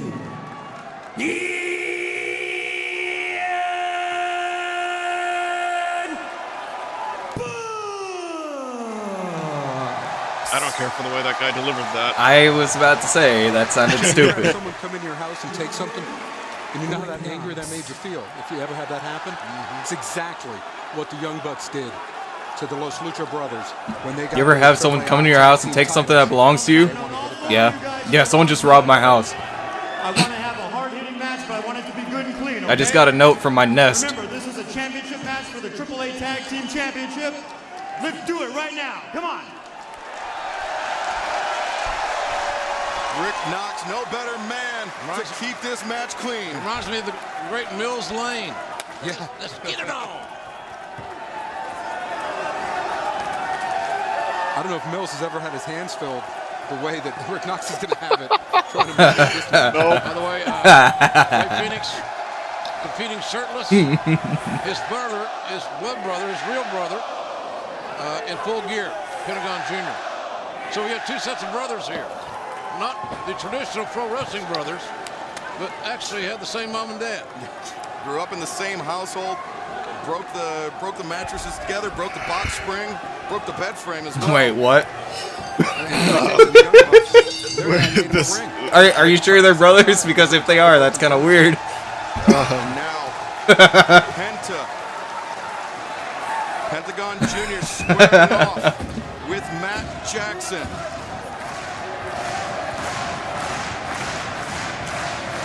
These guys got a nice rivalry because, quite frankly, Ray Phoenix and Pentagon Jr. think they're the best tag team in the world. And there's a lot of fans that probably would agree with them. That's right, JR. If the belts weren't on the line tonight, this rivalry would be still just as heated. These two teams can both make a claim for the best Good tag catch. team in the world. Holy shit.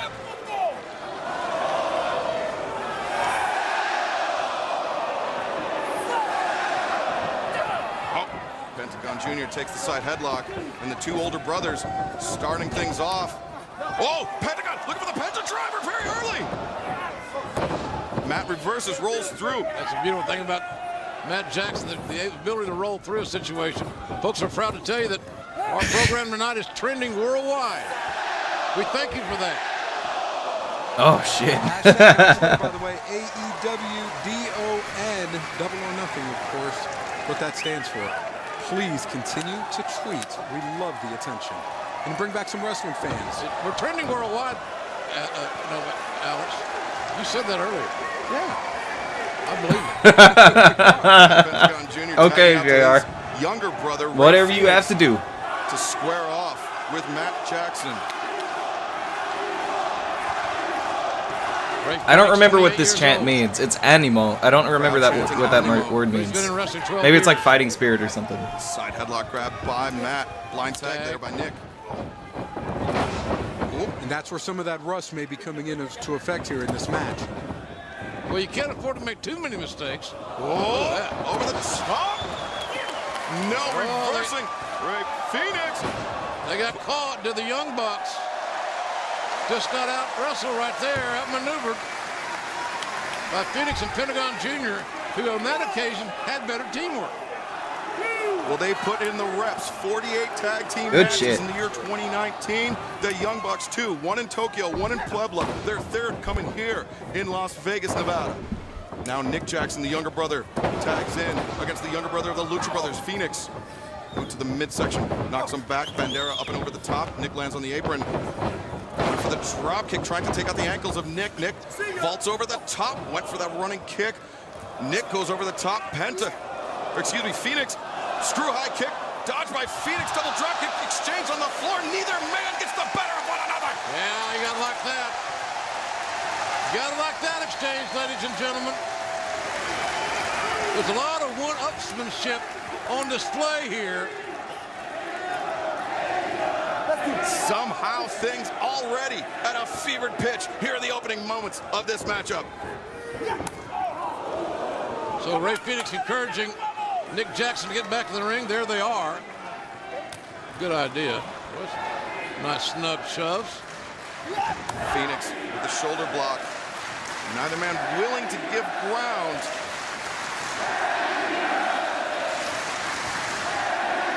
Ray Phoenix thinking. No idea what they're saying. And then acting, right? I wasn't thinking about that. Two big palm strikes. What? Hold on a second. What did he say? That just hit me. Did he point out the fact that this is fake? Did he acknowledge that? Excellent. I wasn't paying attention to the call. He said something like, and they're acting, right? Like trying to make a point of like, ha, so they're just acting the whole time. But it's like, no, you can't acknowledge that. I don't care if you're being like, oh, well, this clearly actually hurts. I don't care if that's your point. You can't point that out. You can't point out that wrestlers sell. This is a show. That'd be like if Walter White went on screen cooking meth and said, I forgot one of my lines. You can't do that. Cazadora into. Oh! Ooh!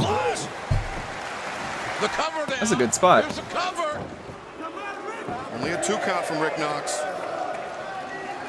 Jim, to use like football vernacular, this is like when the Really? home team See, I thought they meant acting as in like when they were taking the chops, just acting like it hurt, and he was saying like, oh, they're not actually acting, it actually did hurt. But should they survive, I don't know. This match will be at Fyter Fest, June 29th in Daytona Beach, Florida. Los Lucha Brothers, the same thing. Tickets going on sale Wednesday at noon. Again, Wednesday at noon. Fyter Fest, June 29th, Daytona Beach, Florida. Already announced, Cody is going to be taking on Darby Allin, and CEO Gaming President Alex Jabali is going to be taking on Big high-risk offense counter. Nice job. Nick capturing the arm of Pentagon, taking Phoenix down with the tiaras. You know, Nick, 29 years of age. Under normal circumstances, he's got a lot of room to grow at 29. It's going to be amazing how good he will be when he gets more experience. Oh, they did change the mat. Oh, that is disappointing. I was really hoping we'd get bloodstained Matt the rest of the time. Forcing Nick Jackson to do a lot of the heavy lifting for the Young Bucks.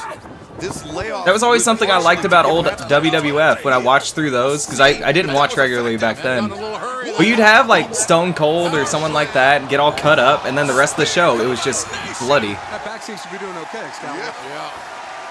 That military press slam ends up being a modified power slam and how it's delivered. And that was a lot of momentum, a lot of juice from Matt. The Young Bucks in their time off really adding to their repertoire, doing a lot of moves that I have not seen them perform before. A layered mat. That's an interesting idea. More Young Bucks matches than just about anybody, and I've not seen half of the stuff they're breaking out here tonight. And apparently a new finisher is in the works here, Excalibur, that they've been working on, but we have not seen yet. Can't wait to see if they're able to unveil that here tonight against those Lucha Brothers. A little heated in there right now. Yeah, Pentagon Jr. Somewhat personal. Pentagon Jr. insulting Mama Buck. Matt not taking too kindly to that. Nor should he. But right now, doing a great job cutting the ring in half as Nick, maybe taking a little too much time. Oh, 15%. We haven't seen in a while. You called it. He who hesitates is lost. But look at that succession of kicks, counters. The beautiful step over break of the wrist capture into the soul butt, taking Pentagon Jr. off of his feet. Nick checking on his brother, asking if he's okay. There's a tag. And Ray Phoenix still down off of the apron. He's been a non-factor in the last few minutes of this match. Little double team, Young Buck style. Over the top into the tiaras, taking down Pentagon. And a classic Young Buck. Right to the face. Good accuracy, good aim. As the Young Bucks now seem to be finding their range, their groove, if you will. You can't come to Vegas and not play the hits. The Young Bucks breaking out the old offense, adding it to the new offense, keeping the Lucha Brothers guessing. And that has got to be their strategy. Straight right hand. Nothing fancy about that. Just a straight right hand right to the face. Pentagon Jr. In the corner, goes up and over the top. Nobody home for Matt. Oh, another mistake. Another mistake, quite frankly, timing-wise. Penta. Oh, monkey flip. Man. Just when you thought the Bucks were getting it together, they fall apart again. They're their own worst enemy in this match so far. And now Ray Phoenix. Phoenix up on the turnbuckle, or up on the apron, awaiting for the tag.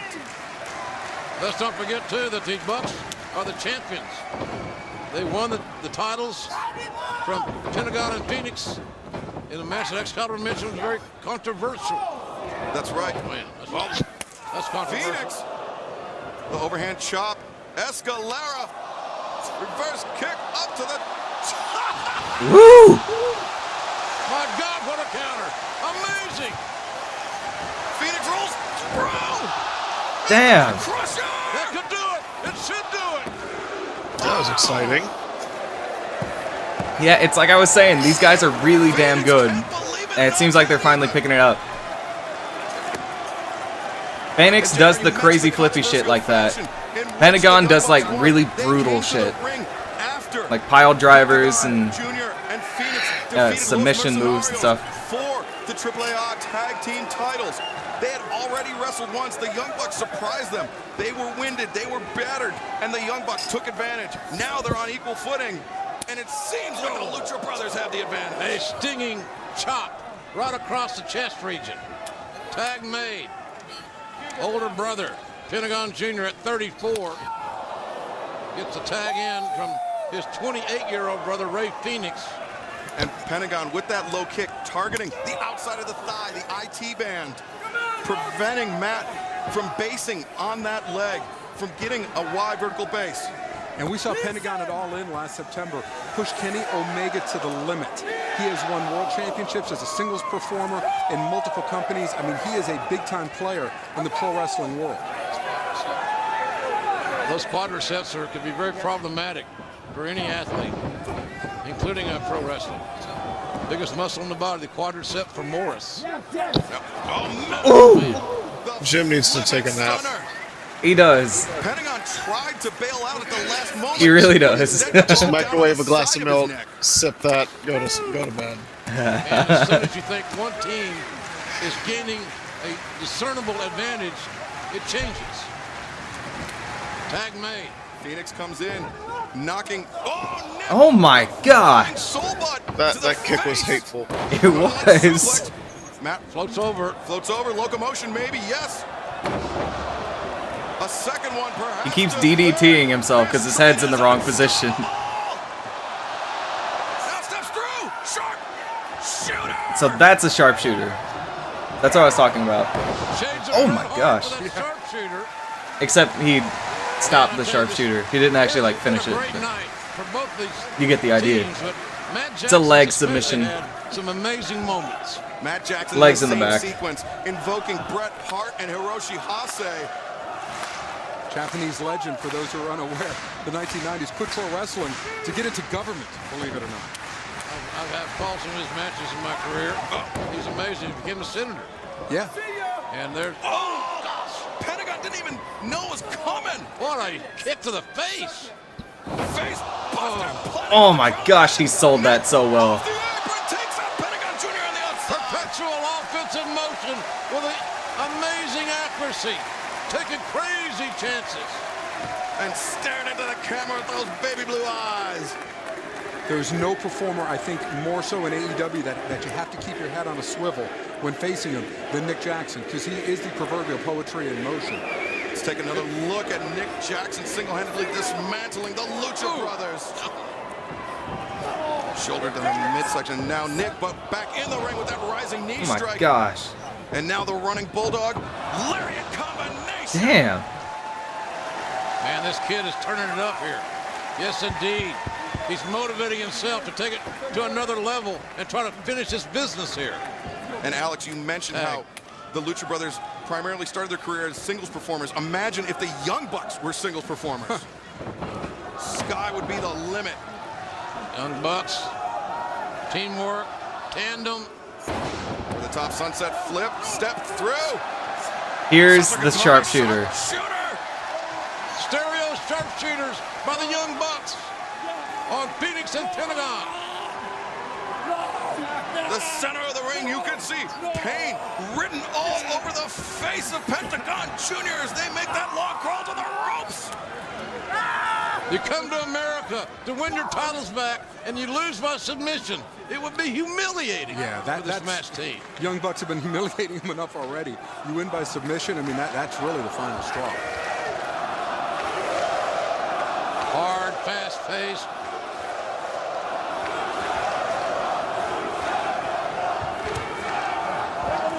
Hard style. I like this. Why can't tag team wrestling be great? Is there any excuse? That's a good question. Not the teams like this. It has to be great. Why can't tag team wrestling be great? That's what we're about here in AEW, right? Oh, are they going to actually hit it? Or is this going to be a tease? Ooh! Both legs are hooked. Oh my god. Oh my god, he went X Games mode. Coming behind the back of Matt Jackson. I think he lost track of Pentagon Jr. on the floor. Matt only has himself to blame for that one. And you can see the frustration on his face because of it. He knows. Tag made. It's almost like a restart again. Right. And, you know, these high-level matches have only got so many restarts left in them before somebody finally puts the other team away. You're too good to keep holding on. Running powerbomb enziguri combination. Wow. Great teamwork. Amazing timing, too.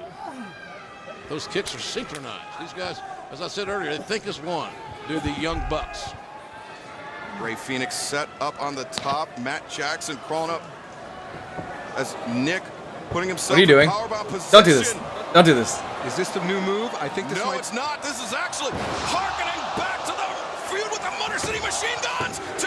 Oh, my God, how close. Oh, my goodness. Oh, that's an incredible, incredible my gosh. will to win and survive by Ray Phoenix. There's no doubt about that. How he kicked out, I'll never know, but he did. The match continues. It's one fall. The Bucks tag team titles, the AAA titles are on the line here in Las Vegas. The Young Bucks shouting out two of their greatest rivals, Chris Sabin and Alex Shelley, with that move. They've fallen victim to it numerous times, and now adding it to their arsenal. Whoa! The Bucks took their off the ball there momentarily, and with a huge sense of urgency, Pentagon Jr.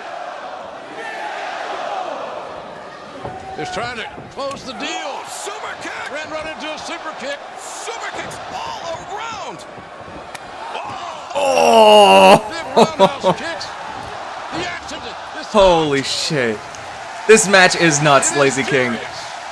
Holy fucking shit. and it deserves a standing ovation. Oh my gosh. This is great tag team wrestling. Holy shit. I got no dog in the hunt. I don't know what I like better though. Like Cody versus Dustin was incredible. So far I like Cody versus Dustin better still, but this is incredible. This is such a good tag team match. Feet on the ring apron, or at least Matt is. Now Pentagon being brought up to his feet the hard way. Fights out. Oh, kick again to that outside thigh. Right hand between the eyes. That becomes a Charlie horse cramping, knotting up situation. And it will affect everything that... Oh, double pump kick. Damn. Men going down. It'll affect everything that Matt Jackson's trying to do. This needs more His blood. left leg is going to be problematic. And especially when it comes to all the double team maneuvers that the Young Bucks like to do. I think this match is less likely to have blood and more likely to have shoot injuries. Kick to the head. We might see broken bones. Case in point. Case in point again. Double destroyers. I tried to warn you. What is this match? That must be what Phoenix and Two. Oh my gosh. We give them our best shots. Two Canadian destroyers Good grief. in a row. Thrown everything. To different people. Right around the ring post goes a human body. Phoenix is not human. Matt Jackson. Yes, indeed, fans. They're loving tag team action. And now, Pentagon. What's this? Brother up. Oh my God. Ooh. Amazing second floor elevation. Phoenix taking to the skies, crashing down only to rise once again. Again, the momentum has changed. Pentagon and Phoenix in control. They want to win their titles back. They're the challengers here. Pentagon with Matt Jackson up on his shoulders. Oh, my God. Oh no. Oh! Driver! And now Ray Phoenix, Escalera! Oh! Tommy, go! No! Oh my gosh. The hand was coming The way down. he hit that senton was so fucking hard. You couldn't even count it. And I you need saw to see a Matt replay looking of that. helplessly, right? As the count was going on. He could provide no help to Nick to break that up. And Nick had to know it. He knew that no rope break was coming. He had to dig deep to be able to kick out of that. These fans looking on in shock and awe. Tag made. Now Pentagon, the legal man, in there with Nick Jackson. They're doing a little game planning. JR, I think they might have thrown their best shot at them. Now That's what I'm thinking. They're calling audibles. Yeah, just go to brutality. Find a 3-second interval that you can keep shoulders down and go shower. Get the hell out of here. Right out of your television screen. Out of nowhere. Matt Jackson coming with that super kick. Matt demanding a tag. He knows his brother needs it, and they get it. Wild swing and a miss. Half and half. Good suplex. Pentagon on the back of his head. Ray Phoenix springing up. Double super kick to an airborne Ray Phoenix.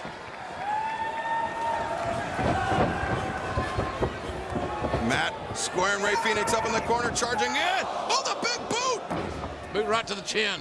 Elevated Ray Phoenix right off his feet.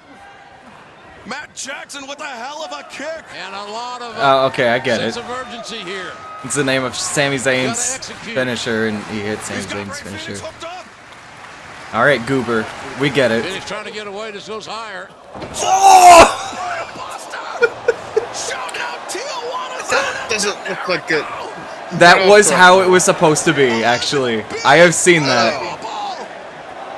Oh my gosh. That was an old move that Kevin Steen used to hit on El Generico. In other words, Kevin Owens used to hit on Sami Zayn.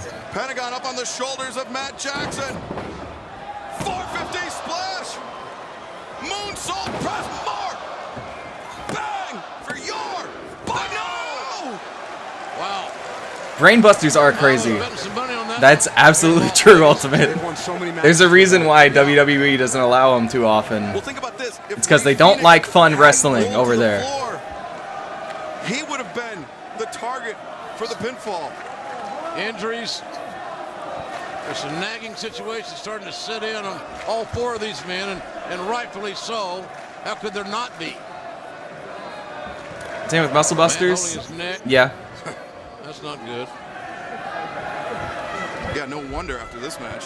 Necks are one of the worst things in the world to injure. There's no doubt about that. Matt picking him up, shouts to Big Cat Package pile driver. Oh, okay. Oh my gosh. Welcome the ropes to the near fall. Oh my goodness. Action is everywhere. Matt Jackson is disconsolate. You can't believe it. I feel the same way as Matt. What's it going to take to win this match? I mean, you mentioned it, Excalibur. These guys are digging deep into a very vast repertoire of wrestling maneuvers. Incredible double teamwork. I'll be honest with you, I don't think Samoa Joe's ever going to hit another one. Not after... Definitely not after Tyson Kidd. I think he hurt someone else with one, didn't he? Or like almost did. We saw them shout out. Wasn't it like Finn Balor? I don't know. Two of their biggest rivals, and now the Meltzer driver avoided. Oh no! Nope.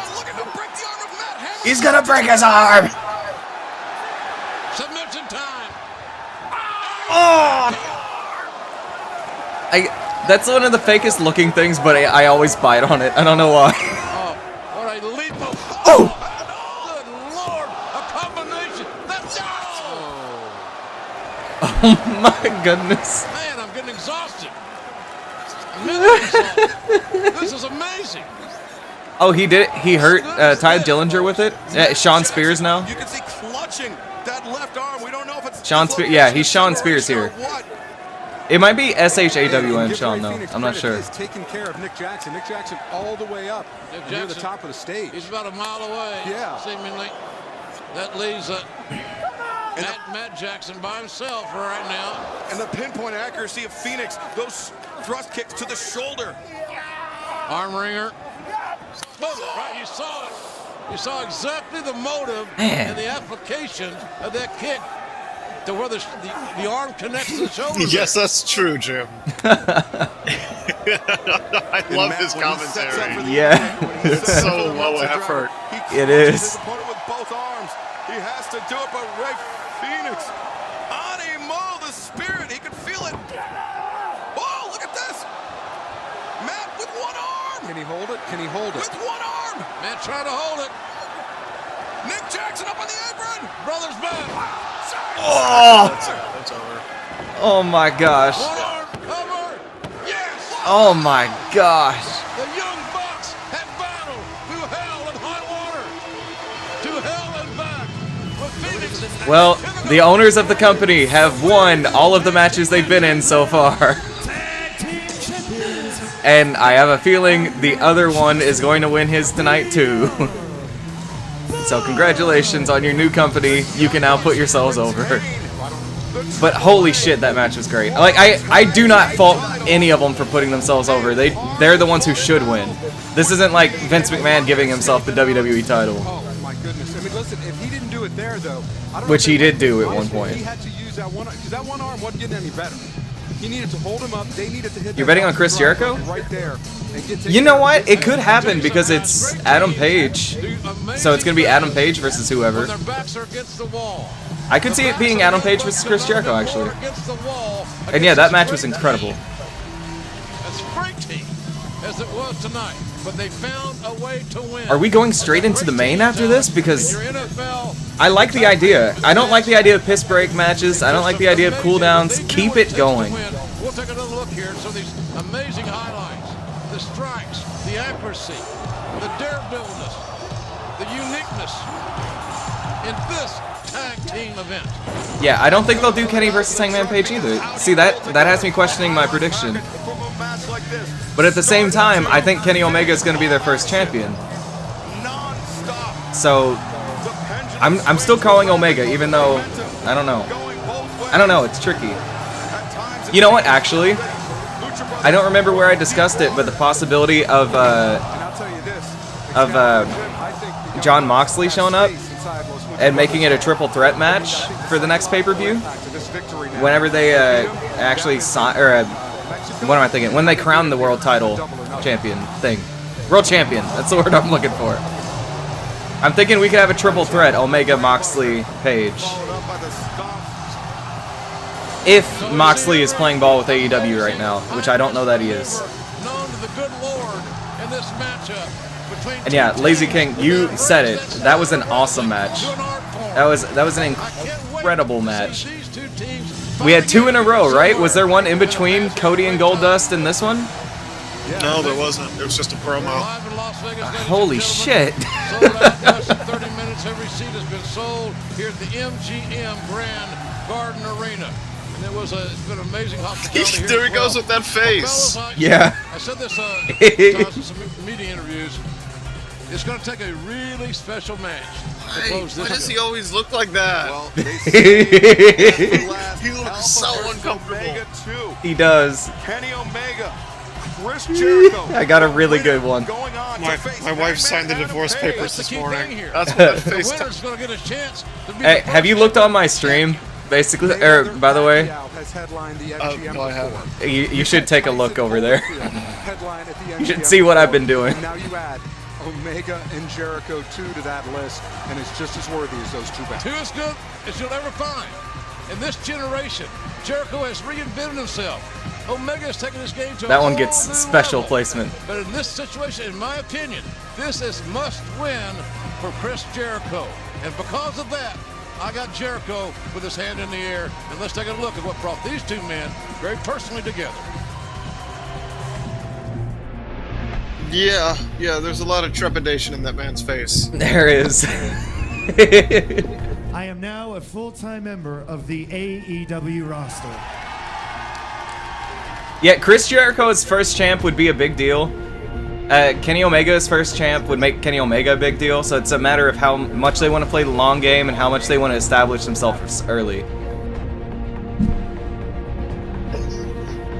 It's possible they could say, like, hey, we want Kenny Omega right now, make him a big star. Or they could say, we make Chris Jericho our world champion, and we'll get a big piece of WWE's market. For the last 15, 16 months, I have been burning, thinking, yearning for another chance. And I have to make it go away. And the only way to do that is to beat Kenny Omega, Double or Nothing in Las Vegas. I'm not going to stay awake at night wondering how it is that he's preparing, because I kind of know what he's going to bring. People always laugh and say, it doesn't matter if you lose or win in pro wrestling. Yes, it does. It means everything. It means everything to me, especially this match. You're challenging someone that people call the best. You're challenging that next level athlete. So either you have some crazy plan or you really think that you can beat me man to man. And that's why I don't have to worry about how you're training, because there's no way you can train like me. There's no way you can train harder than me. When you have the biggest star, one of the biggest in the world, and by far AEW's biggest star, we have to look good. And if I lose to Kenny Omega, who's basically a nobody to the mainstream audience, it's going to look bad for the company. AEW needs me to win. AEW should want me to win. And I know I have to win. Chris Jericho has always been a cerebral athlete. Possibly one of the greatest of all time. Who knows? You can make an argument. The greatest of all time. Sure, I'll say it. I'm putting my entire reputation, my entire career on the line. I can't lose. Nothing is going to stop me. And when I win, you are going to say thank you on behalf of AEW. If you make that first opening statement that you beat Kenny Omega and that you want to thank you. My broadcasting seems to have picked up a bit. That's terrible. On May 26th, everyone in the world is going to be talking about Chris Jericho and about how Kenny Omega thanked him in front of the world for all he's done for all of you. You're welcome. And I got one chance to have a first impression. And at Double or Nothing, it's going to be the ultimate first impression of what Kenny Omega's all about. The guy that owes Chris Jericho no thank yous.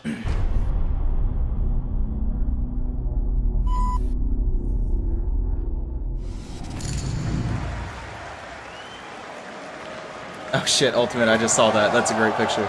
This is one of the older links, and it seems to be working, so whatever. I guess we'll watch it this way. Alright.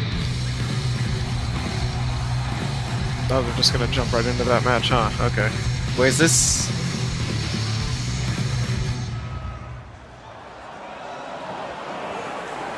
What happened?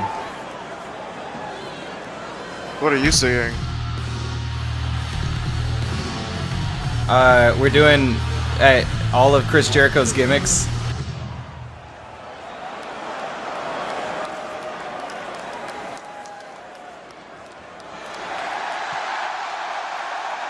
Oh, okay. But that's definitely not Chris Jericho. I don't know who that is.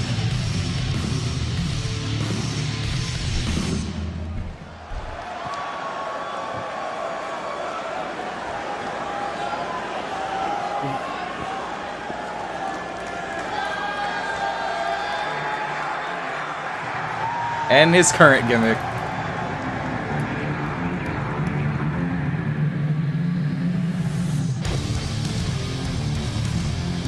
Hey, real quick, can you send me the link to the one you're watching it on? Yeah, yeah.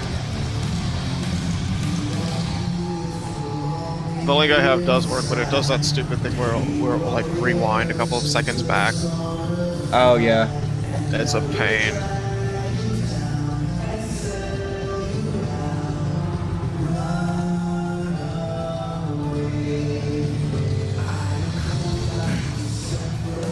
Yeah, I tagged you in it. All right, I'm back. Oh goodness, no.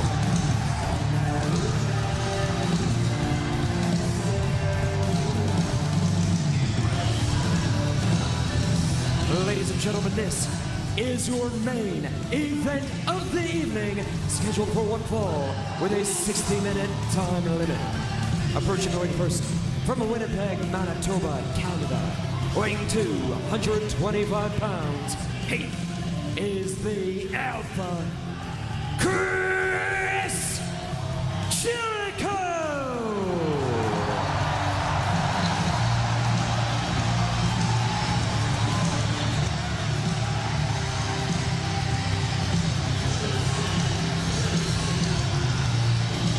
All right. Big match feel.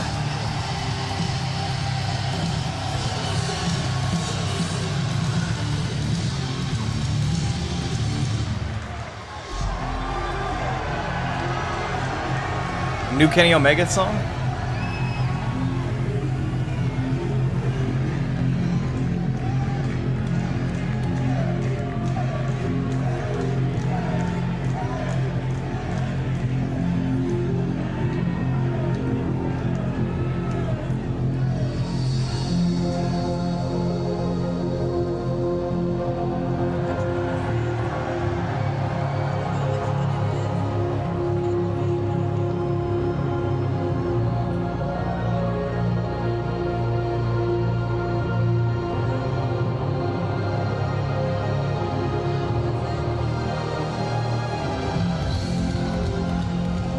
I like it. This is a good song.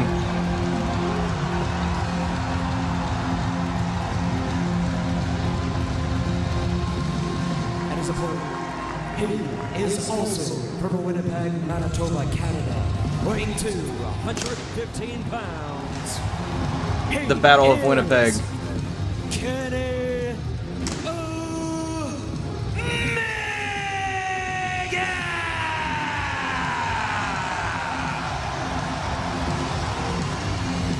Big time atmosphere. Big time stage.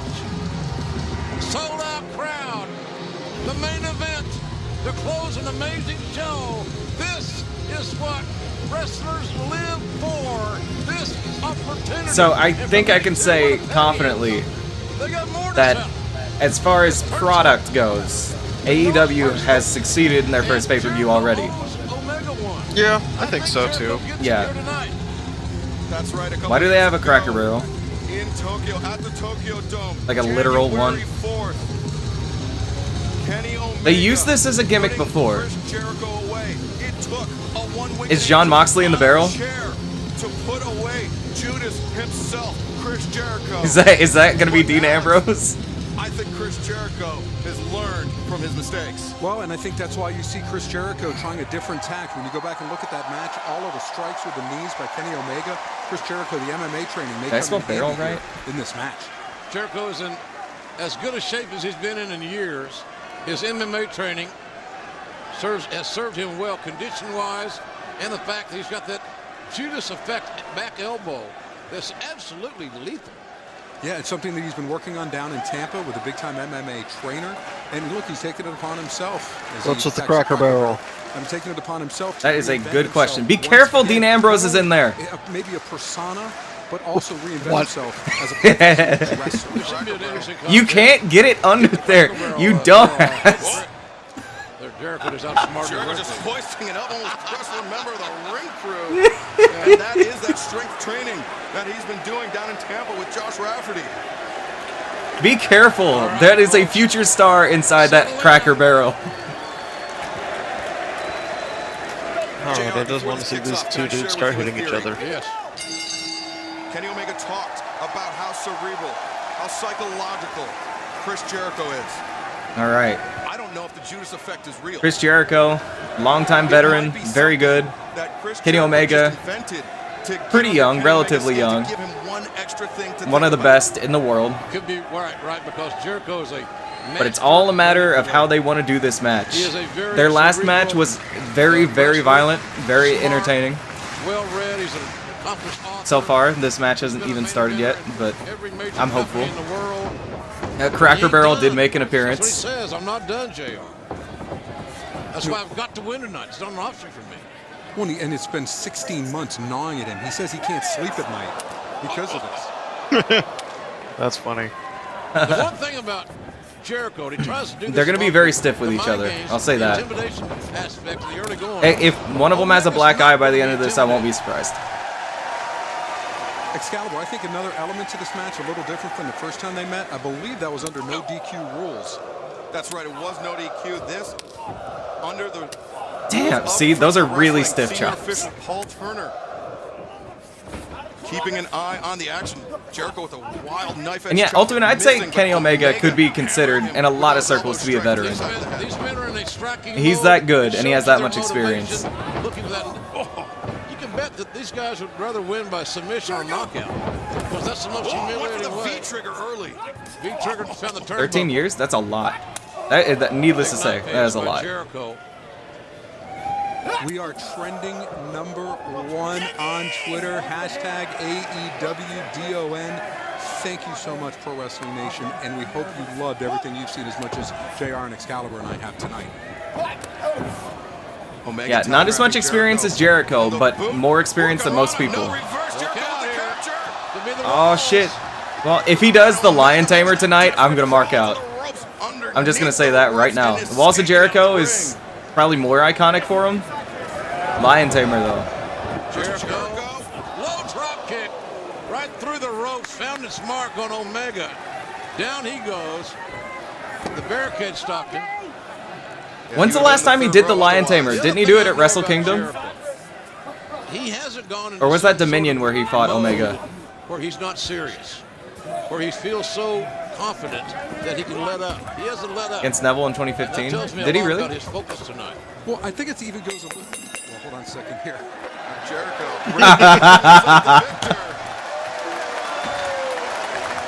I like it. He won.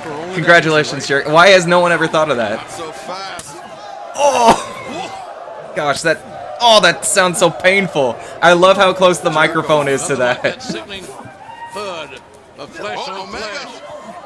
Oh, look out here. Omega dumping Jericho onto the timekeeper's table, timekeeper's podium. Jericho in a bad way on the outside. Now, Paul Turner, this is the real discretion that we mentioned earlier. He's allowed to continue despite the 10 count on the floor. Omega puts on the brakes. Move to the midsection. Omega, thrown into the crowd. Omega thrown into the front row. Okay. Well, the best seats in the house can bring you a unique experience. And if you notice, that barricade was a little shaky when Omega got up on it, and I think that half-second hesitation caused him and allowed Generico just to shove him into the crowd. Wait, what did Generico? Generico. Generico. Jericho's now. Oh, the water. Generico? Why'd he call him Generico? Generico. You know? El Also, I love Generico. what they've done with the camera. That's really nice. Oh, what do you mean? How Jericho took over the camera and was just like filming Omega passed out on the ground. Oh, yeah. It's a discretionary The camera thing. being like integrated into the fight like that is just hilarious. It reminds me of when Rikishi took a camera to the face. Oh, yeah. The Rock did that once in an Austin match, and it was really cool, because he's like filming him, and then he turns it around on himself, he's talking shit, and turns it back around, and Austin is looking at him in the eyes and hits him with a stunner. Such a good fucking spot. And Paul Turner has to know the first time these two guys met. But yeah, so Generico is Sami Zayn's indie gimmick, for the record. Oh. Yeah, he used to go by the name El Generico. He was a generic luchador. Turning a crimson red, as the late great Gordon Sully would say. Can't believe it. Why are you calling him Generico? How long has it been? Sami Zayn's been with the WWE for like a decade. Those green overalls. Jericho can't escape. Omega up to the top. Moonsault. Damn. Up the leg. Will they get it here? And Jericho with a very meek I hope this will ramp up. Like, it's still interesting. Do what? But after the Rhodes fight and the tag team, this isn't really impressing me yet. Oh yeah, you have to give it some time. These guys are excellent. Half a decade? I feel like it's been a little bit longer than half a decade. We saw this earlier, Alex. I'm sorry. We saw this earlier with the Dustin and Like 7 years, maybe 7 or 8. Off when Dustin ate it and got so gory, bloody. Unfortunately, we haven't heard Unfortunately, JR, that was great. Omega's my point. He didn't die, so I am now fine with it. Yeah, really drives home how dangerous those exposed turnbuckles are. And Omega. 2014? Oh wow, so it has only been 5 years. Wow, that's crazy. Feels like it's been longer. You know, and I think the thing too with Jericho, it's not just his hatred of Kenny Omega, it's jealousy. Because in so many ways, Omega has become the face of All Elite Wrestling, and Jericho hates that.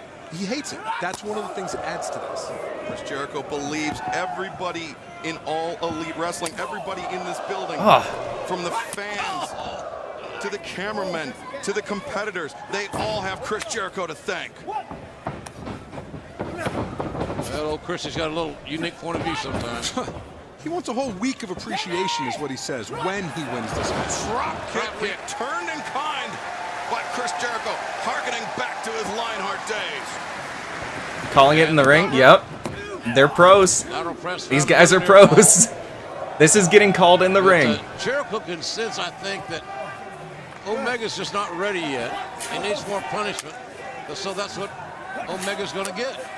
Yeah, and you can see Jericho has both of Omega's arms captured. He was powerless to defend himself, and Jericho took advantage, driving those right hands into the eyebrow or into the eye that Omega was already favoring.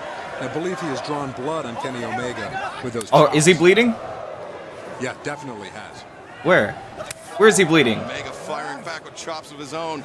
These two men grew up in Winnipeg, Where is he bleeding? Canada. Don't give me hope. They've been lifelong wrestling fans. Jericho got their first. I would love it if this match got bloody too. 29 years in the His business. chest is bleeding? Looked up to him. He admits He that. chopped him that hard? He's a Chris Jericho fan. Ooh! Ooh! Inside out, upside down, with a thunderous clothesline. It takes some really hard chops to make your chest bleed. We've seen stranger things. One thing about Walter Jericho, chops don't make he's people's not gonna chest miss bleed. an opportunity to go for a pin. He's going to take his advantage. That's not most sportsmanlike.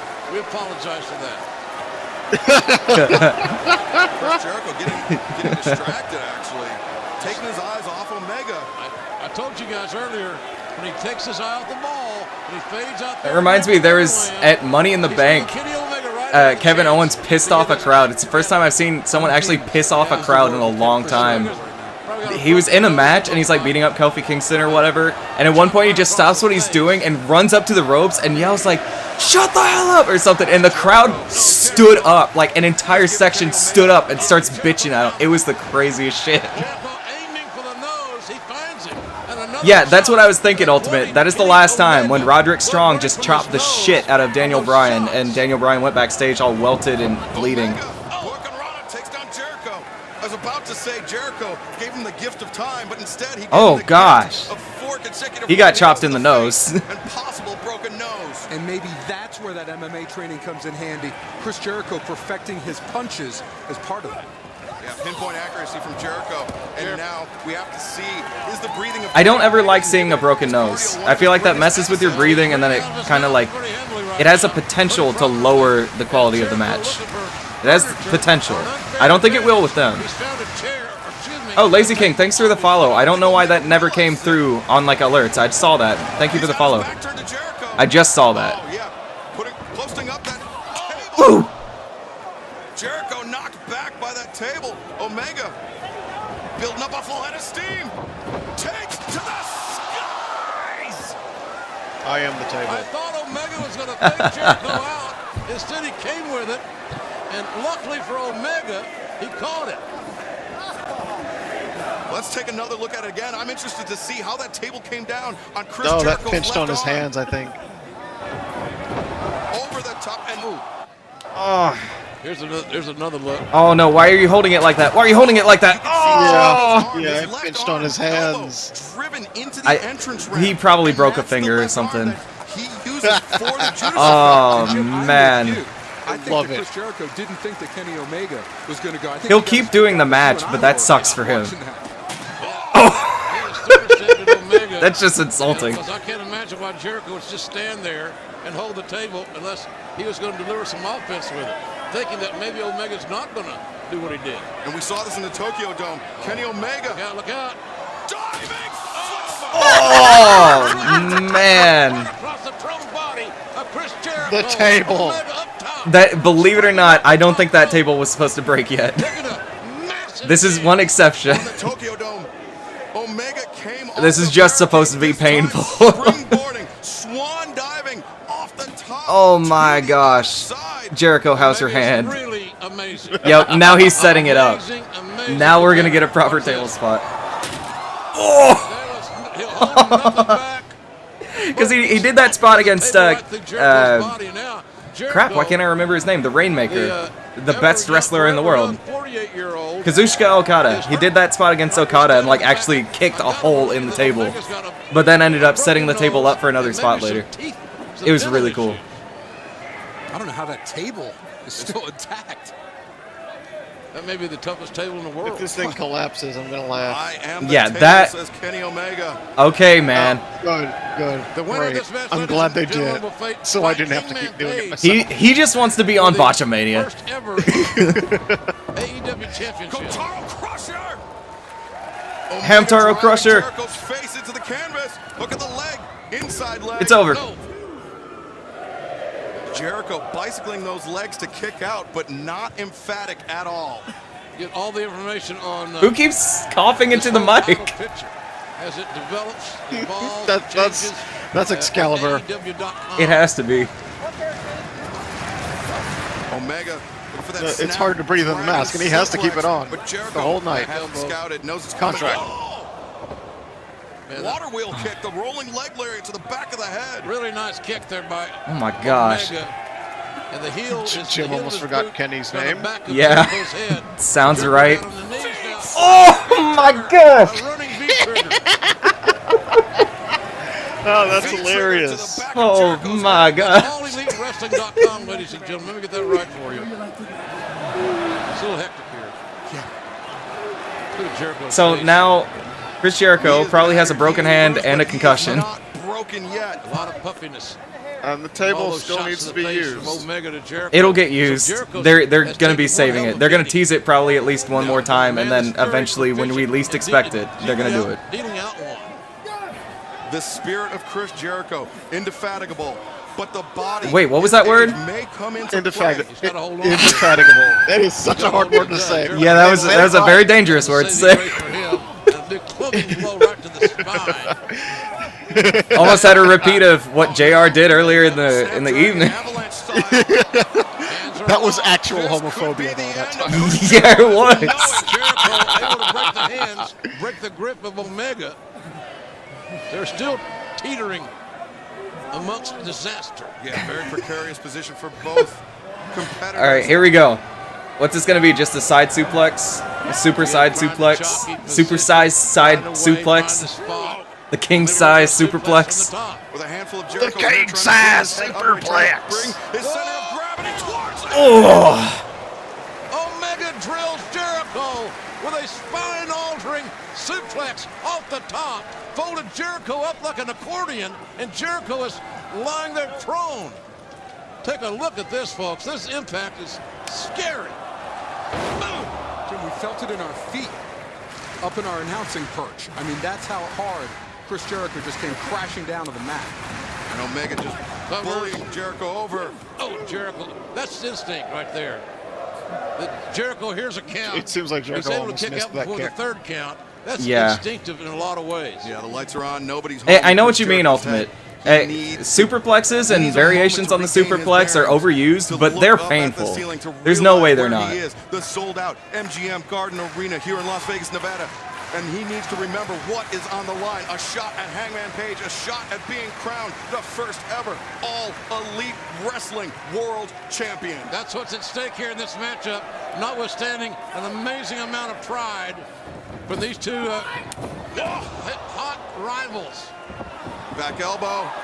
Lion salt knees up to Omega. Had it scouted. Very well scouted. Omega seen V-trigger. Jericho staggering. Jericho teetering on disaster. Tease for the one wing angle. It's not gonna happen. Omega. Up on the shoulders. He's got the hook in. But you gotta tease it at least once or twice.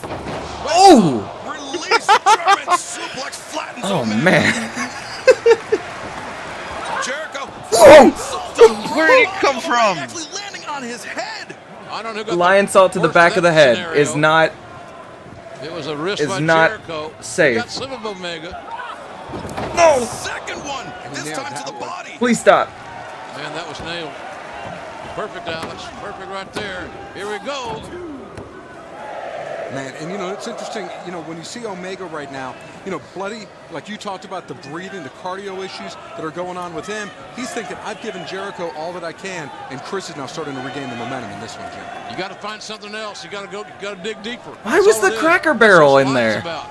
When you get those I know the hands, match you isn't gotta dig over, but deeper. why was that in the You can't ring? think Sponsored you by can go any Cracker farther. Barrel. You can.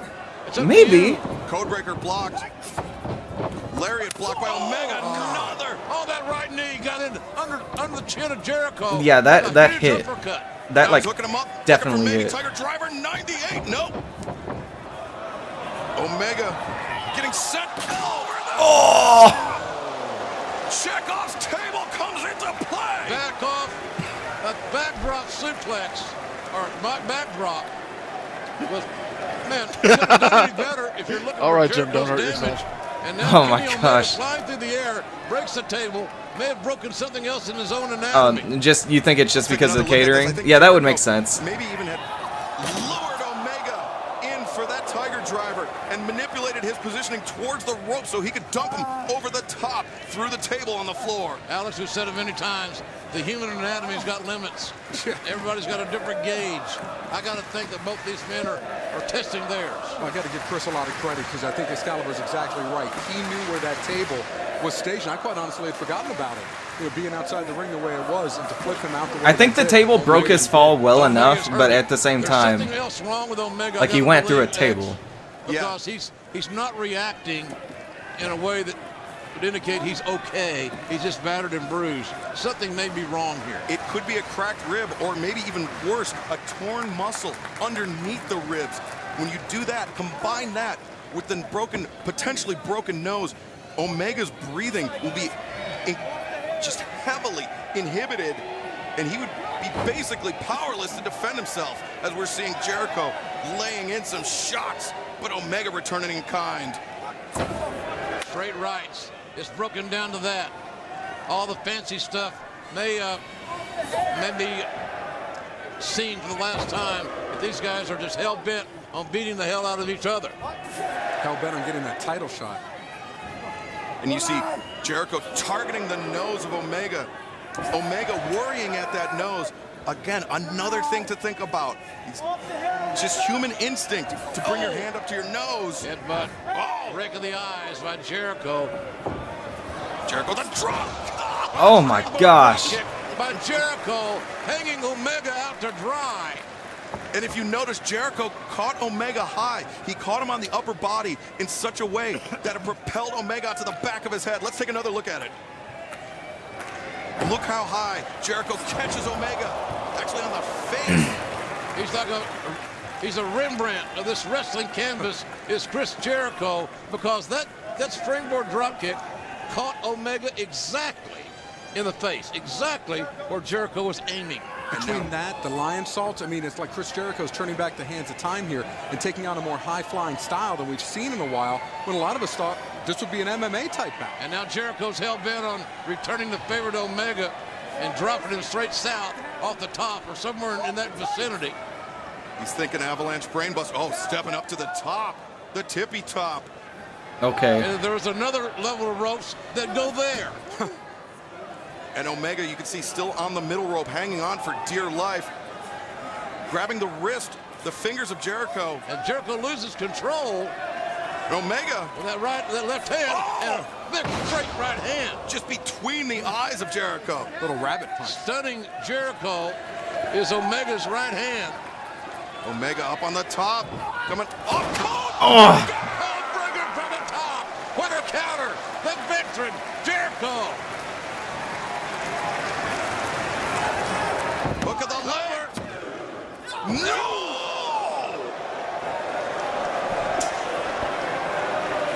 Look at Kenny's face. You can only imagine what it feels like. Look at Jericho's face is puffy. His eyes are puffy from all those strikes in the face. Now Jericho's showing some frustration on his veteran face. And Alex, you mentioned earlier on that Kenny Omega may have thrown his best shot at Jericho, but you know what? The one shot he hasn't thrown is the one winged angel. Yep.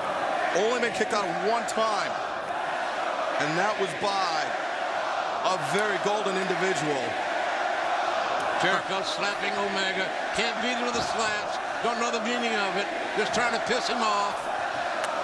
Loses composure and maybe stimulate Omega into making a mistake. One big mistake. Man. That go-to move, man. That Snapdragon suplex. That is. And that's the thing, Omega has such speed, such explosiveness, that he could just float behind Jericho, bring his hands up, and Jericho's being dumped over the top before he even realizes Omega's no longer in front of him. Jericho is his equilibrium has been adversely affected. Now another one. Omega again is just battling himself. The pain, the fatigue, something could be wrong. I hope it's not. Well, that's the thing. When you break your nose in a fight, they tell you don't blow your nose. Don't put your fingers up. Absolutely do not break your nose. Don't break your nose. Omega. If your nose is breaking, do not break your nose. He is lethal.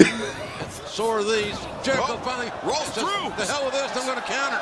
Steps around. Lion Tamer, no. Very nearly takes out Paul Turner.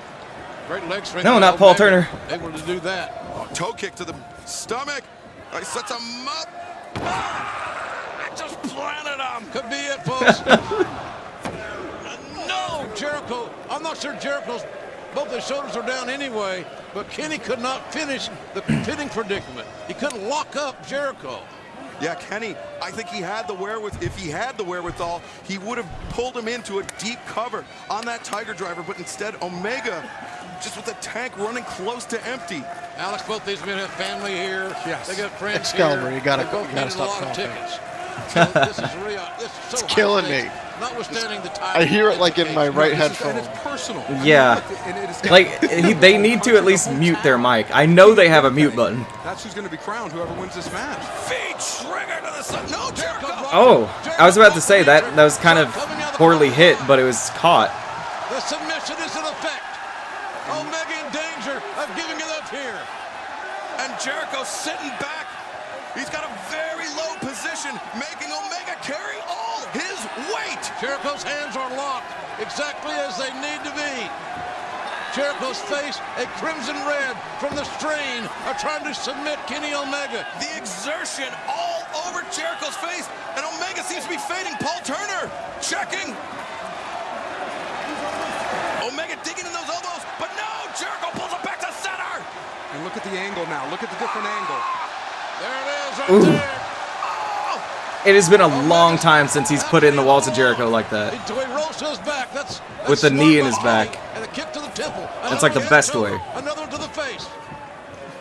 Those up kicks disorienting Jericho. Just for a moment, he catches, spins through, discus right hand. He's changing those strikes. Big trigger. Down goes Jericho. Damn. Down goes Jericho from the big trigger. As this war rages on man. here in the squared circle. Jericho's so out of it. Look at his leg. It's askew. I mean, it's not the right way. Completely ragdolled after that V-trigger. You're exactly right, Alex. Can Omega put Jericho away? If he can, now's the time. Setting up for the one-winged angel. One-winged angel reverse. Jericho goes, oh, DDT. The ugliest DDT I've ever seen. But it dropped Omega Yeah, right that on was his head. good. That was a good call, JR. That was ugly as fuck. And Omega just covering out of instinct alone. He got dropped on his head. But the professional wrestler in his soul knew that he had to go for a cover. He could feel Jericho's dead weight up on his shoulders. Dude, I know what you Reaction mean, shots. are you okay? That man is dead. His soul has left his body. Yeah. You can go a long time and not see a match this intense, this good in the pro wrestling world. Whoa! And Security, man. Just colliding. Jericho, the tongue of his boot with Kenny Omega's medulla oblongata. And the driving knee strike to the temple. Jericho. Whoa! Omega figured that one out. Well scouted. Jericho up on the shoulders of Kenny. One-winged angel. Nope, Jericho again. DDT. No, this again. Repeated spot. That DDT was Hey, I am against repeated spots. But I guess they just really. This one did. But now the question remains, I guess it's leading up to whatever this is. close the deal. Yeah, that's important. That's his finisher. Or at least one of them. Dynamic code breaker. So what is left for Jericho? What can he do now? That Oh, the Judas effect! There it Judas is. effect. There it is. The ace in the hole! the back elbow, the leg is hooked. And Whoa. Jericho has beat Kenny Omega. It will be Chris Jericho Okay. Hangman Page. All right. First ever. It didn't feel like it would end that soon, but Yeah. He told Kenny Omega he was going to administer the Judas effect, and Chris Jericho lived Huh. up to his I feel like I wasn't a believer before, but I am now. The Judas effect, almost like a literal lightning strike coming through the roof and landing on the jaw. like that was a good match and everything. The couple of botches near the end kind of brought it down, but like it feels like it ended early. The elbow that brought it to the face of Kenny Omega. Here's another look at it. The Judas effect. It was like he was waiting for that one moment to use it, and he pulled it out just when he needed it most. And Jericho is still able to hook the Yeah, I think you can't have him kick out of your new finisher. So I don't think that was the problem. I don't think he should have kicked out. I think that spot happened too early. Think about it. Jericho never once fainted for the Judas effect. He kept that ace in the hole the entire It might have felt better if they hadn't botched the finish, because like that DDT was part of the finish. What a marathon. A battle every mile of the way. A physical, unpredictable journey for two of the greats of the game. And Jericho said he was going to win. He did win. So I'm sure his next point of attention is going to be the AEW. So, okay, are we going to see CM Punk? Are we going to see Jon Moxley? Or is this just going to end with the Jericho promo? Either way, this is a great show, but like, I am curious. There's been all this talk about CM Punk. Apparently their next pay-per-view, their next big one is in Chicago, so I could see that being the case. Will we see Jon Moxley, formerly known as Dean Ambrose? Was someone in that Cracker Barrel? CM Punk was. Maybe he was. There is a keen and perhaps even cruel sense of urgency on the mind of Chris Jericho. Gentlemen, this is a hell of a wrestling match, I'm telling you. It's a hell of a wrestling card. Oh my God. Packed arena. It's been a while since I've seen a WWE arena like that. Of course, this isn't WWE. You want to boo me, you ungrateful jerks, huh? You can say whatever you want. I don't give a rat's ass about your cheers or your boos or your when to lighten up, marks. Bottom line is this. I just got the crap kicked out of me, but I'm still smart enough to know that it's my time now. Because for months, shut up. Listen and be quiet. For months I've been saying one thing. Chris Jericho is AEW.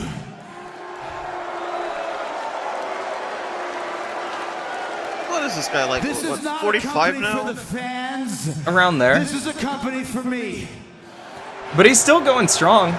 Like, he doesn't seem like he's missed a step, so. Prove to you the name value of Chris Jericho. Oh, let's see what happened. We got a company, we got a fancy logo, we got a giant television deal, we sold 12,000 tickets in 4 minutes. What's the reason for that? Me. Someone is absolutely coming out. I don't know if it's going to be Jon Moxley or CM Punk, but it has to be one of them. It could be Adam Page, which would be a little disappointing, but it's going to be a new wrestler entirely who is pieced together from all the blood spilled by Dustin Rhodes. Who's going to be called Bloody Dust. I don't know.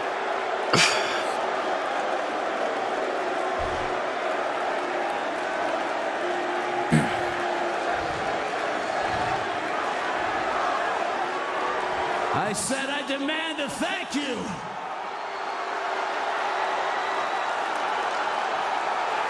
Oh shit!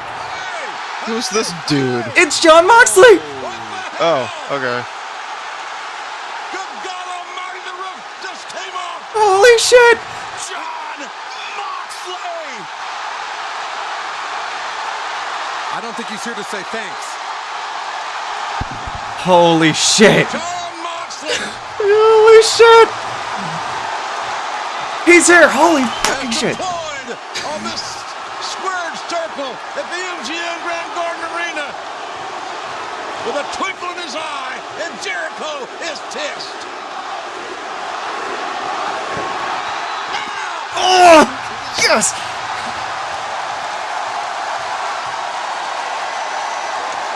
The thunder and the lightning of Jon Moxley leaving his mark. The God Almighty, the referee's down. Hell fucking yeah, this is so cool! Moxley carving a path of destruction here at All Elite Wrestling. This young man is feeling it. He may be feeling more fulfilled than he has. Formerly Dean Ambrose. Because Now, once again, his indie persona, Jon Moxley. Omega now. He's not exempt. He does have a vaccine. He just went through a war. He did, no doubt. I don't think He can't defend himself. This is fucking incredible. quite the opportunist. Oh, Omega! Omega said, Do the table!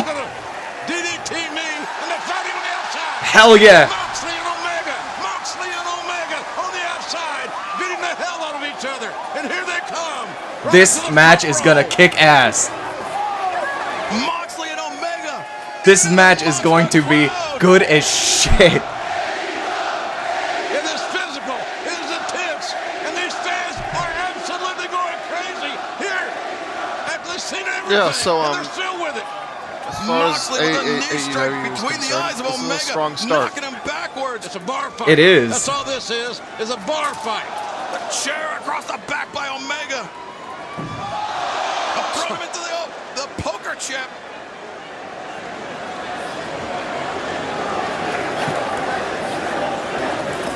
Again into the poker chip. Breaking the stage. Those things aren't cheap. Moxley climbing up high. Moxley trying to doing? escape. Nowhere to go. Moxley is out What of is control. going He is so on? I have unpredictable. no And idea. Look at this. Omega, Moxley, on top of the stack of DDT. Oh,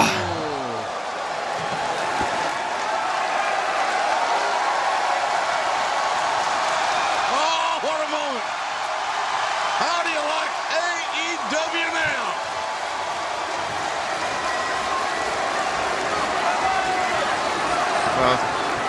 Hold on, Brett. Okay. He's not done with him? Oh, me right to that broken nose of Omega. Oh no. No, no, no. Oh, it continues. What the hell are you? Omega fighting This is out bad. in desperation. Oh! Oh my God! Get the EMTs out here! Moxley has destroyed Kenny Omega! My God, what a night! What a night it was here at Double or Nothing for our whole crew. I'm Jim Ross saying, thanks for being with us, everybody, and so long till next time. Wow.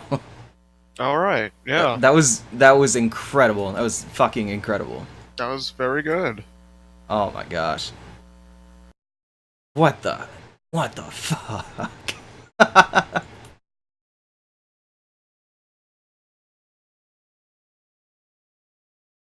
Dean Ambrose in AEW. It's gonna take a while for me to get used to calling him John Moxley. That's incredible. That was the perfect way to end. That was the absolute perfect way to end. With this guy. This guy right here. Dean freaking Ambrose. John Moxley.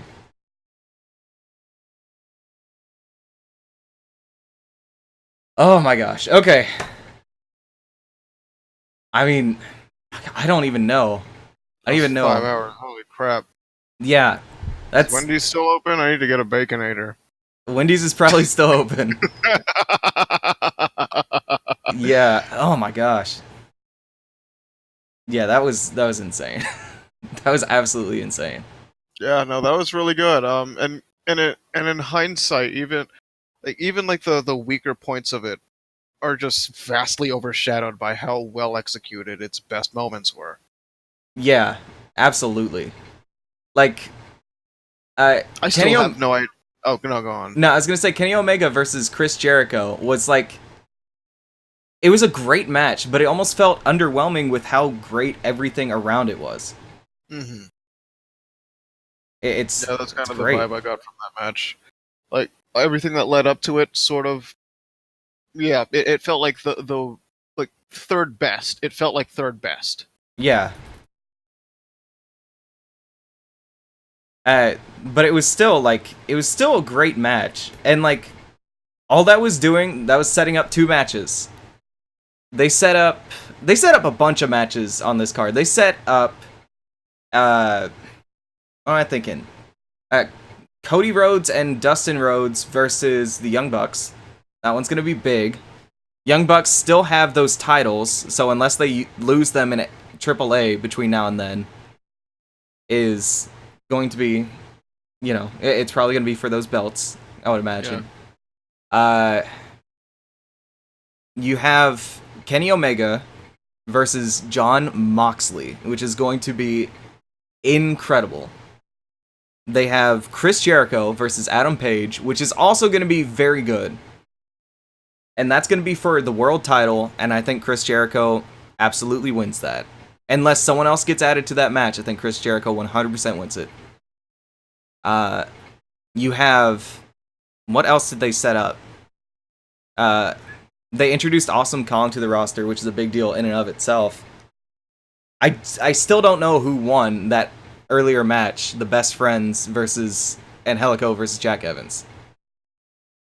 But I have to imagine that has some sort of something. And then those weird dudes showed up.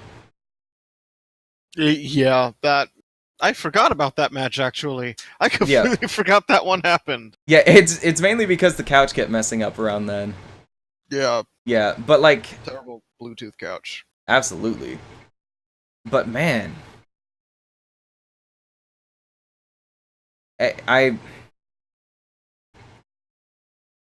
Yeah, that was a really good pay-per-view. I want to know when they're going to be on TV. I don't know if they've announced when their TV deal actually starts yet. Is it going to be like a weekly thing? I don't know. When it starts, yes. That's been every indication. I think every wrestling show is a weekly television thing. But then like they'll have pay-per-views.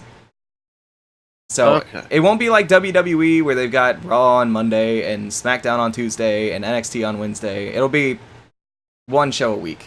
You know, eventually I'm sure they could once something manageable, right? Yeah, if they get like super big, they might have 2 shows a week, but that'd be years. At my door. All right, no problem. Man.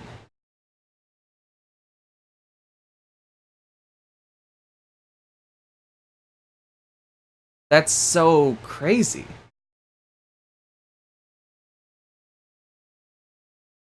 Tuesday Night Titans? I hope they don't go for that soon. I hope this is... I hope they focus on their... Wait, actually, Tuesday Night Titans, would that be their main show or their secondary show? Because if they go 1-1 against SmackDown, SmackDown's over. No one's going to watch SmackDown over that. There's no way. They already put all their eggs in one basket when it comes to Raw. With the wild card rule, we'll know that if there's anyone worth seeing on SmackDown, we'll probably see them on Raw. But if that is a secondary show, I hope they wait on it. It's a bad idea to jump right into that. You know? A Monday show, I think it would be a really smart idea to move to Mondays. Meaning, you start out on, let's say, Wednesday. I think Wednesday would be a good idea. You know what? Didn't I hear that with the Fox deal, SmackDown's moving back to Fridays? If that's the case, then Tuesdays would be the perfect day to start with. But if not, I'd say start your main show on Fridays. People are sick of Raw on Monday. They're so ready for new wrestling on Friday. They tune into AEW. Maybe they get so excited about AEW, they don't even bother tuning in to the WWE pay-per-view the following Sunday. And then if they do more pay-per-views on Saturday, then it's perfect. You have your go-home show, and then the next day, you have your pay-per-view. And I think that's great. I think that would be a nice change. You set up maybe a couple different little gimmicks with the matches on that show. It would have a Sunday Night Heat feel. And I think Sunday Night Heat as like a go-home was always a good thing. Sunday Night Heat set up like a little bit extra that got you really excited for the pay-per-view. But, yeah. Man. So that was an incredible pay-per-view. I was blown away. I was so blown away. Saturday pay-per-views better than Sunday one? Yeah, absolutely. Absolutely. Yeah, Saturday night way better than Sunday night. Think about it like this. Say you've got, I honestly think the main demographic for this is high school and college-aged people. I really do, especially a show like AEW. I think that is the peak right now is high school, college-aged people. So you got to think about school in this regard. If someone's in high school, they probably don't want to be up late watching a pay-per-view on Sunday when they have school the next day. If someone is in college, they might have Monday classes. They might not want to be up late on Sunday. But Saturday is always free, unless you work on a Saturday or something like that, you know. But as far as school is concerned, most people don't go to school on Saturdays. I think some colleges offer classes on Saturday, but it's very, very few and far between. High schools officially don't, unless you get in trouble, right? But, yeah. I think Saturday is the right time for it. But, regardless, just as a recap, let me go over the card real quick. AEW Double or Nothing card. Let me look over the card. I want to give my honest opinions on all this stuff. Just categorically. Alright. The Casino Battle Royale was ridiculous, and it had some comedy in it that I thought was good. I usually don't like comedy in matches, but like the guy in the glasses and stuff, he was very talented, and it was so entertaining, mainly because of how into it the crowd was. And then they had some good spots. The Joey Janela table spot, man, that was a nightmare. That was a nightmare. He should learn how to take a table spot better. I'll just say that. Because he injured his leg in another table spot, didn't he? And this time he might have injured his neck for all we know. But the Casino Battle Royale was great. Adam Page, he was the guy to win it. If this was WWE, people would be calling him out for being the over-predictable choice. Grant. Yeah. Oh, volume's off. Grant. Yeah. I'm going to leave. I have to speak to my cousin. I also need to get my burger. All right, no problem. Yeah, if you're on later tonight, let me know. If not, then I'll catch you tomorrow or something. Okay. All right, see you. But yeah, I think if this was WWE, they would be like, "Oh, Adam Page was too obvious," but they did it well here. They did a very good job here. So that match as a whole, the Casino Battle Royale, great way to start the show. Kind of ridiculous, but it had some good spots, got people excited. Then Sammy Guevara versus Kip Sabian. That match was very, very fun. That match was very, very fun. And I've always said this about, especially WWE pay-per-views, they have their pre-show be worthless shit that no one wants to see. And they say, you know, well, who cares? I mean, this is free. Let's throw the crap no one wants to see on there. You need one good show, or one good match on your pre-show. You need at least one good match, because then you get people to watch your full pay-per-view. Sammy Guevara versus Kip Sabian was the perfect match. It's not so high-profile that you'd be like, why wasn't this on the main card? But it was very, very, very entertaining. So then I'm just going based on the order that this site says. This is not the order that the pay-per-view went. So Aja Kong and company, right? That six-woman, I guess, tag team match. That was an entertaining match. I feel like it was at the right point in the card. It kept people from getting too tired, but it was still entertaining. They did a good job. It wasn't the most exciting match, but it had some good spots. You said you missed that match. I wouldn't even recommend going back and watching it, but I'm not by any stretch saying it was a bad match. Britt Baker, Kylie Ray, Nyla Rose, and Awesome Kong. The Awesome Kong reveal legitimately gave me chills. I did not expect that. They revealed it so well, and they teased you so hard that it was just going to be Brandy Rhodes entering the match. Even when she said, I wanted this match to be awesome, I thought it was going to hit her music. So when it hit music, I was like, this must be Brandy Rhodes' new music.